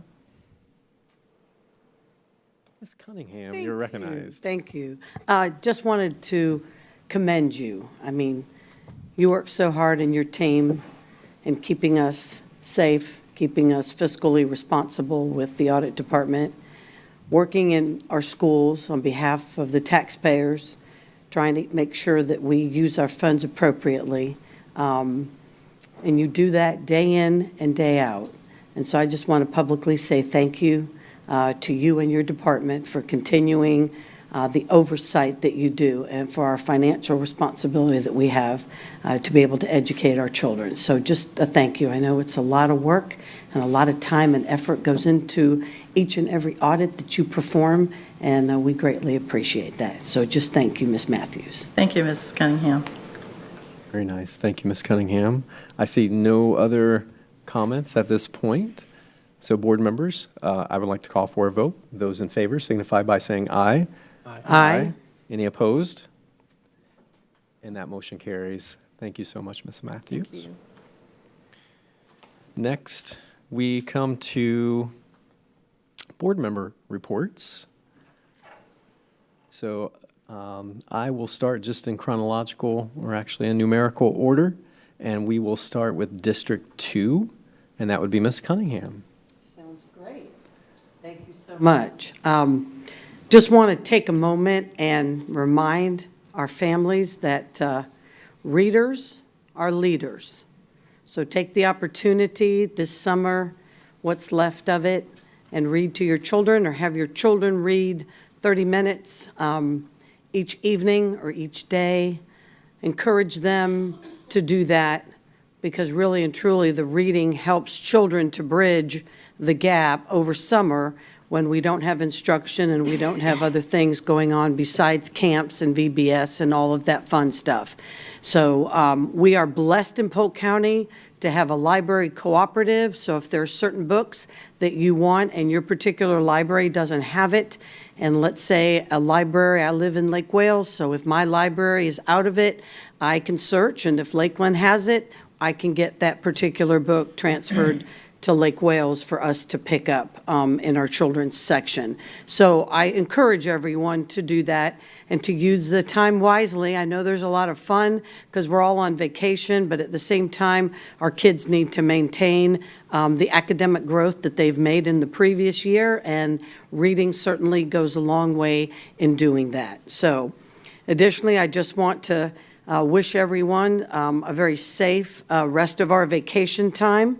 Not only for our families, but for our staff as well. Be safe out there, be careful, folks, stop speeding. You've still got children out there playing, riding bikes, whatnot. You know, I love the signs when I go by some neighborhoods that say, please drive like your child is playing on this street. I mean, there's so much to be said for that sign. So try to slow down and take it easy so that we don't negatively impact someone's family. And I just want to wish everyone a wonderful, because we will be in school on August 12th is the first day of school, and August 13th is our board meeting. So I just want to wish everyone a very safe transition to the opening of schools, which happens in less than a month. So everybody be careful out there, and I wish everybody a smooth transition, including all of our staff and transportation. I always think of Rob Davis at the beginning of schools and the monumental task he has to get every child from their home or bus stop to a school site. So we'll be keeping them in our prayers as well. And thank you so much. Dr. Allen, that concludes my report for tonight. Thank you so much, Ms. Cunningham. Moving down to Mr. Nolte, you are recognized. Thank you, Dr. Allen, and thank you, Mrs. Cunningham, for your good words. I won't repeat them, but they were super. What I would like to say is I feel blessed to be here. I'm praying everyone has a safe, fun, and productive 24-25 school year. My prayers are also with you, your families, your students, and our nation at this time. God bless you, and thank you, Dr. Allen. It's all yours now. Thank you, Mr. Nolte. And we're moving down to District 4. That would be Ms. Wyatt. You're recognized. Thank you. It may be summer, but it has been a busy summer. So since the last time we were all together, I attended Leadership Florida's conference, and I want to apologize in public to Superintendent Hyde because I was blowing up his phone the entire time I was there, because there were lots of great ideas. One of the best speakers we got to hear was the CEO of Bank of America, and just he talked a lot about retaining staff members. And in a culture where, you know, to get a little bit of a break, you typically will leave a job and take a month off between jobs oftentimes. How do we retain staff members, and how do we reward our staff members that have stuck it out and been here for 20, 30, 40 years? So lots of great ideas that Superintendent Hyde got to hear at the end of our text conversations. We also attended the Polk Sports Hall of Fame, where we had several of our local athletes recognized. We also were able to witness several of our former athletes be inducted into the Polk Sports Hall of Fame. One other that I want to. Also, just on the notes of athletics, I want to give a shout out to Dan Talbot. He is going to be in the upcoming class of the Florida Athletic, hold on, let me make sure I get it right. Florida Athletic Coaches Association. He is part of their 2025 Hall of Fame class, which is very exciting for Polk County. Was able to attend our principals meeting this past Thursday, to stop in and say hello to them. And I think that is most of the past few weeks. So excited to be back to school. I know back to school is one of my favorite times of the year. Superintendent Hyde often says that, first day back to school and graduations are the most exciting times. And I believe that to be true. One more that I wanted to highlight, I knew I would find it, is Boys and Girls Club had their groundbreaking in Winter Haven this week. And just to see the excitement in that building for the students who know that they're getting ready to get a really cool new facility, and to the donors that were there that have supported it, renovating that building that has been there for years and years and years to make sure that it can truly meet the needs of that community and expand to be able to serve all children. So that concludes my report. Thank you, Ms. Wyatt. And Ms. Fields, you're recognized. Thank you. That's good news about Boys and Girls Club. That's an old building, so good. I have a couple of things. I was able to attend the Ken Riley dedication of the Field House in Bartow, the latter part of May, 1st of June. It was a great event, and attendance was wonderful, and it was nice to be able to honor a man who gave so much to his community. I also attended the baccalaureate community service. I think all of us were invited the 1st of June at New Bethel AME Church in Lakeland, and attendance was great, and quite a few of our graduates attended as well. So that was something new, unique and different, and it's my understanding they're going to be doing that every year now. And then I wanted to commend Superintendent Hyde for supporting United Way. I've often challenged you all to give to United Way as a board, and it would surely be nice if we could bump Superintendent Hyde out of the way and Coming for you. and raise more money. So consider that. Make a conscientious effort to consider supporting United Way. I can tell you firsthand, my involvement with Girls Inc. is that United Way used those dollars wisely, and they scrutinize everything, and we have to justify. When we request money, they don't just give it to us, we have to earn it. And it goes directly back into the community. And I want to commend all of our employees and our coordinators for making sure that the campaign for this year was very successful. And we just need to keep working towards that. And I think the last thing that I just wanted to say, and I'll say it again, is I really want to thank the Health Strategy Committee for their hard work. And I don't have the names in front of me, but there were quite a few people that worked earnestly hard to make sure that the best plan for our employees could be presented and submitted to the superintendent and then to the board for consideration. So we appreciate you all looking at it. And I think that if you need some additional information, even after the fact, it's available for you all to get. And that ends my report. Thank you, Ms. Fields. Mr. Sharpless, you're recognized. I want to start off by recognizing Ms. Fields for a second. Board Member Fields, I want you to know about a year ago you made the same plea for us to get more involved with United Way. And because of your plea, it caused me to be motivated to do a payroll deduction. Good. And so I hope that more of our board members might be motivated by those words. Truly, the work that United Way does. So thank you for challenging us. Well, thank you for taking my challenge and running. And so just wanted to say that first. So last board meeting, I was in the middle of one of the best weeks of my year, which is the FFA State Convention held in Lake Buena Vista. And I do want to report back that Board Member Miller, one of your schools is now represented with the state FFA officer. So there's 8 individuals elected over the entire state, the graduating seniors to represent the FFA. And Lake Gibson High School, Caitlin Robertson has been elected to serve as a representative. So I think that's really important for us to recognize. And at that same convention, I saw one of Mr. Nolte's schools had an individual who retired from state office. So a Polk County person was on last year's team, Polk County person's on this year's team, and it was Emma Self from Bartow High School. So I just want to report back from that. I mean, our ag teachers in Polk County and our students are just amazing. They represent FFA very well. Also, I want to report that Polk County School Board was well represented in our district at the Polk Vision 2024 Vision Refresh Board Retreat. So they're refreshing the vision of Polk Vision. And it's kind of a tongue twister.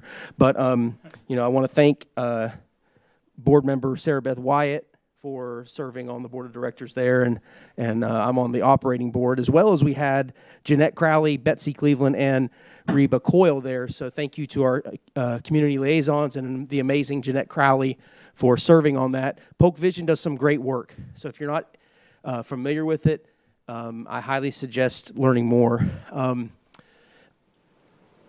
I feel like I'm basically talked about most board members up here today, but board member Chair Allen, I do also want to say that me and you attended the FSBA Policy Governance and Bargaining 101 training.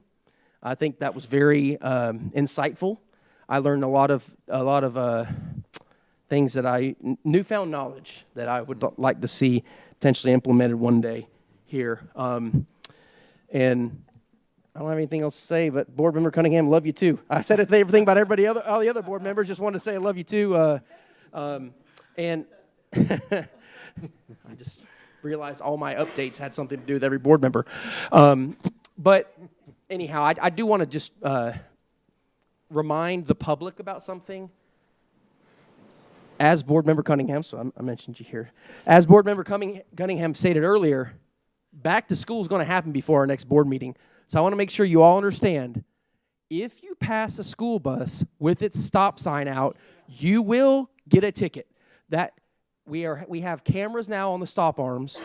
They will be taking a picture of your license. That will be sent to the company, which will send it to our sheriff's office. And you know Sheriff Judd cares about children's safety and our student safety, and so you know you're going to get a ticket. So please, please, please, I hope we get no tickets, because no one runs a single stop sign on our buses. But if you do, you will get ticketed, just like if you go through a red light, same kind of company.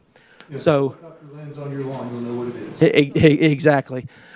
And I want to make one more plea, and that's to all of our staff, our students, our teachers, everyone. I hope you've had a great summer vacation. We're going to start back, come back refreshed, take these last few weeks to really, again, don't have that learning loss, but come back ready to learn, be excited, because, you know, at Polk County Public Schools, we take our motto of student first seriously. Thank you. Thank you, Mr. Sharpless. Ms. Miller, you're recognized. Thank you, Chair Allen. Mr. Sharpless mentioned one of my students, and we're very proud of Caitlin. I have a couple other students I wanted to mention. One of them I was super impressed by. Jenny Jacksana was a student of the Aerospace Academy, and when I was told she was working an internship for Boeing, I thought that was probably the highest thing I'd ever heard of, until I recently got a text letting me know that she has now accepted an internship with NASA to work on their Pathfinding for Aerospace with Autonomous Vehicles report. We have some amazing students in Polk County that are all over the country and world doing great things. And Jenny's family was new to this country, and she excelled learning the language and excelling all of our expectations to end up working now with NASA on autonomous vehicles, which I still can't believe is a thing. So I know my age with that. Very proud of Jenny and her family. I also want to mention, I was watching a video from the Bethany Center, and they've presented to us before. The Bethany Center is a place for children to go and grieve the loss of a loved one, and there's a weekend that they can go to camp.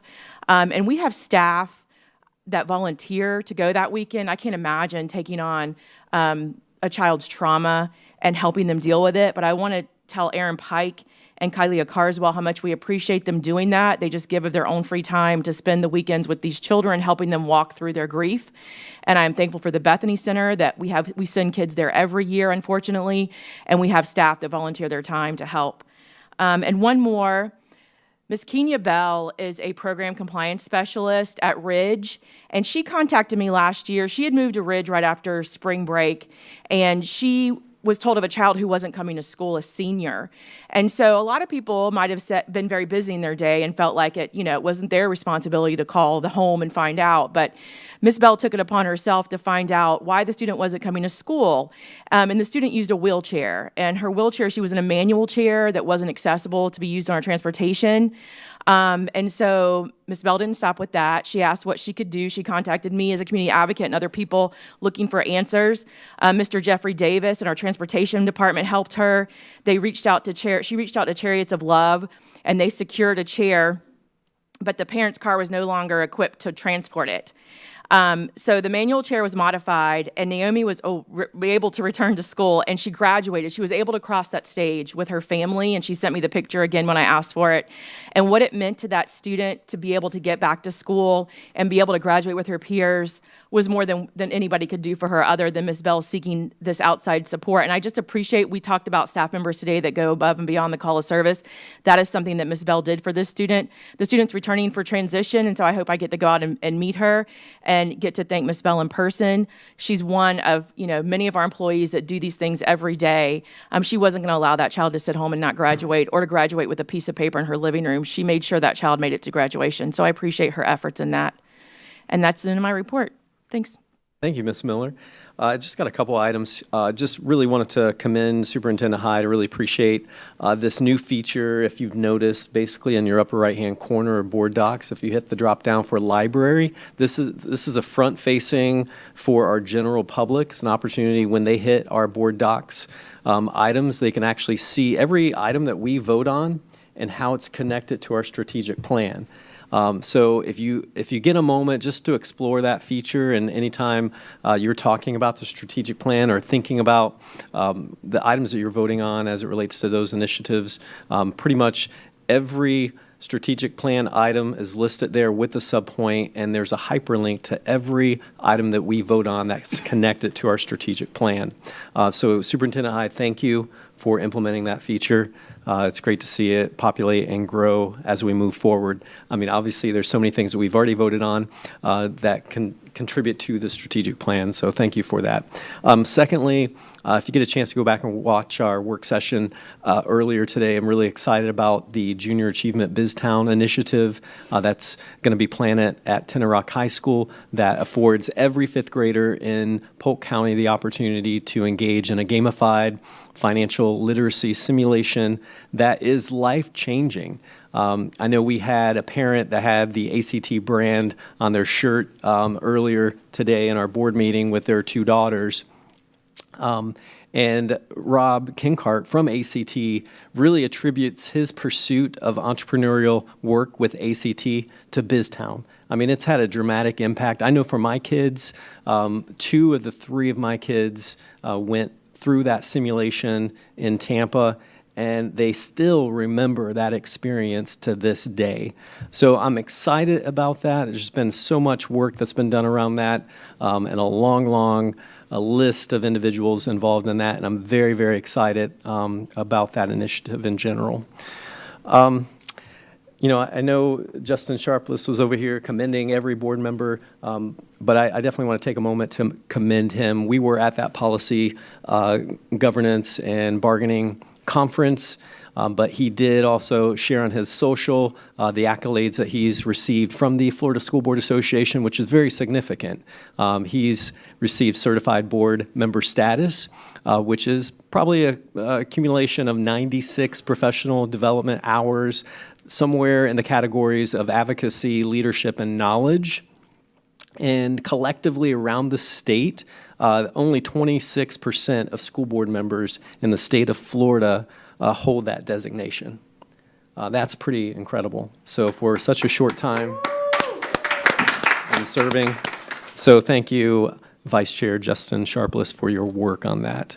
Board members, that's all I have with my public comments. Thanks for giving your updates. I appreciate the work that everybody's doing. It's pretty exciting times. So at this point, we're going to move to our public comment section. And we do have 2 public comments tonight. And these are comments addressing items not on our agenda. So as noted earlier, to register to speak, you can fill out this speaker card in the lobby prior to the meeting. All speakers will be given 3 minutes. The light will turn yellow. when you get to a minute left within your time, and then you'll hear that beep when your time is concluded. Please note that although the board encourages community participation, no immediate action is going to be taken on this. We will listen intently from our chair and would consider what we can do in the future to address that. So I have the list here in front of me. So if you could, the first speaker come up, and then the second one, if you can stand on deck behind the red line over there, I would much appreciate that. Victor Chandler, you're actually the first one to go this evening. And then we have Joy Frost, you're on deck. So glad that y'all made it. Appreciate your patience tonight. You have for decades utilized different methods of calculating raises that have resulted in the pay for the position of teacher to fall short of inflation, as well as for superintendent, board member, and senior management. There needs to be a change so that the method of calculating a raise for all groups of employees is equivalent. In order to do this, you need first to be allowed to operate, control, and supervise public schools in the district. So what are your rights under the Florida Constitution? Let me read directly from the state constitution. The school board shall operate, control, and supervise all free public schools within the school district. There is no provision where any right to control and operate schools can be taken from the school board. Some rights of supervision can be given to DOE, but only if it in no way involves operation and control. Today, you do not negotiate with the union the beginning salary or even the basis of pay which teachers is determined. In a recent year, the Governor DeSantis decided the beginning pay and that 80% of the funds for pay raises would go to those who had never worked 1 minute for the school system, while 20% went to all those who actually work for the school system. There was a bill in the legislature this year that it would have required up to 100% of funds for raises go to those who never worked for the school board.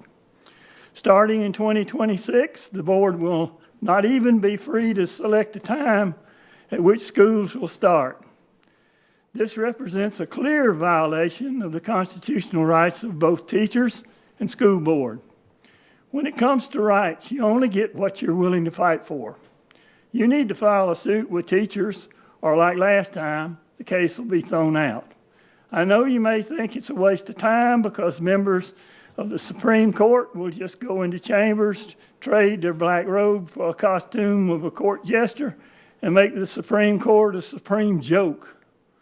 I'm a Republican, and like all Republicans, believe in following the Constitution. I may be wrong, but I have faith that the R by the names of many politicians and judges stands for a Republican and not for a repressor. Next time I'll come, I'll talk about the rights of the teachers and the unions. Yours have been trampled on. Theirs have been literally abolished. Thank you very much. Thank you, Mr. Chandler, for being here tonight. Joy Frost, you are up next. Thank you.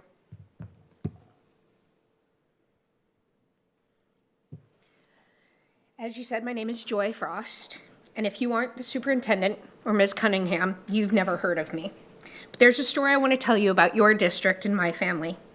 I'm coming up far too rapidly on being disabled for 26 years. I'm a full-time caregiver to my husband, Michael, who retired from active duty 12 years ago as a wounded warrior. My full-time life is caring for both of us, fielding our medical issues and being advocates in government, in medicine, and throughout every aspect of our life.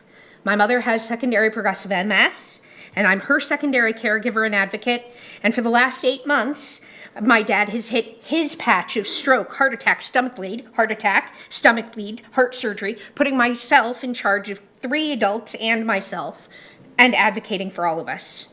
And the love of my lives, my 2 kiddos, both autistic ADHD kids, Elliot and Avi.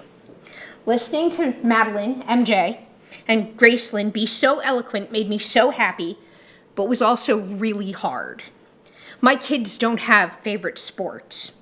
We're working on walking without falling. We're working on a rising 7th and 8th grader using utensils properly. My 7th grader will never toilet properly. Those are really hard pills to swallow as a parent. Our days are very literally packed with therapies and doctors. We moved our children out of virtual in Osceola to homeschool in Polk 1st of December 2023. I was terribly disappointed when I discovered that the district website here was dreadfully out of date with current law, and you would not provide IEP services as it said and still says on the district website. I met with Catherine Brown at Bella Citta, who is from my parents' hometown. She was wonderful. She completely understood why, with my children's disabilities, it was critical that Avi have an IEP meeting before a placement was attempted. She doesn't wear denim or twill. She can't use utensils to eat properly. And because she cannot bathroom independently and schooled from home, none of this was addressed in her IEP. I was promised a meeting, but the superintendent got involved and got us that meeting after 2 attempts. Your ESE compliance officer, however, left me a recorded message that said it could only be done if she was enrolled. I then requested an accommodation of recordation. As I pointed out earlier, I advocate for 6 people on the daily. It's a rubber stamp ADA request. It's a recordation request. The school, as a public entity, would really have to move heaven and earth to justify such a request. I got no response until today. Rest assured, we have received the request and we are working on getting the approval. I'm not resting assured. It's a rubber stamp. Our meeting is in 7 days and it's yet another stall tactic.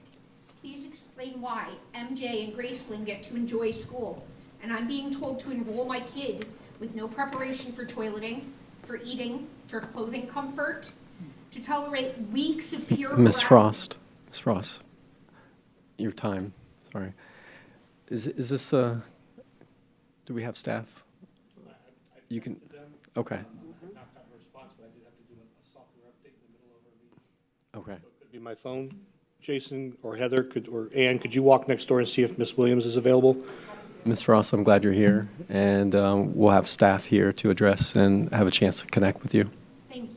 Yep, thank you so much. All I want is to find out if it's possible for my child to go to school. Yeah. Yeah. Yeah. And I've been communicating. I've looped in Ms. Cunningham and the superintendent, who have both been wonderful. But it took the superintendent 2 tries. Yep. We're going to get you. Yep, we're working on that. Thank you. Thank you. All right, board members. Next order of business is adjournment. There being no further business, this meeting of the Polk County School Board is now adjourned. Thank you.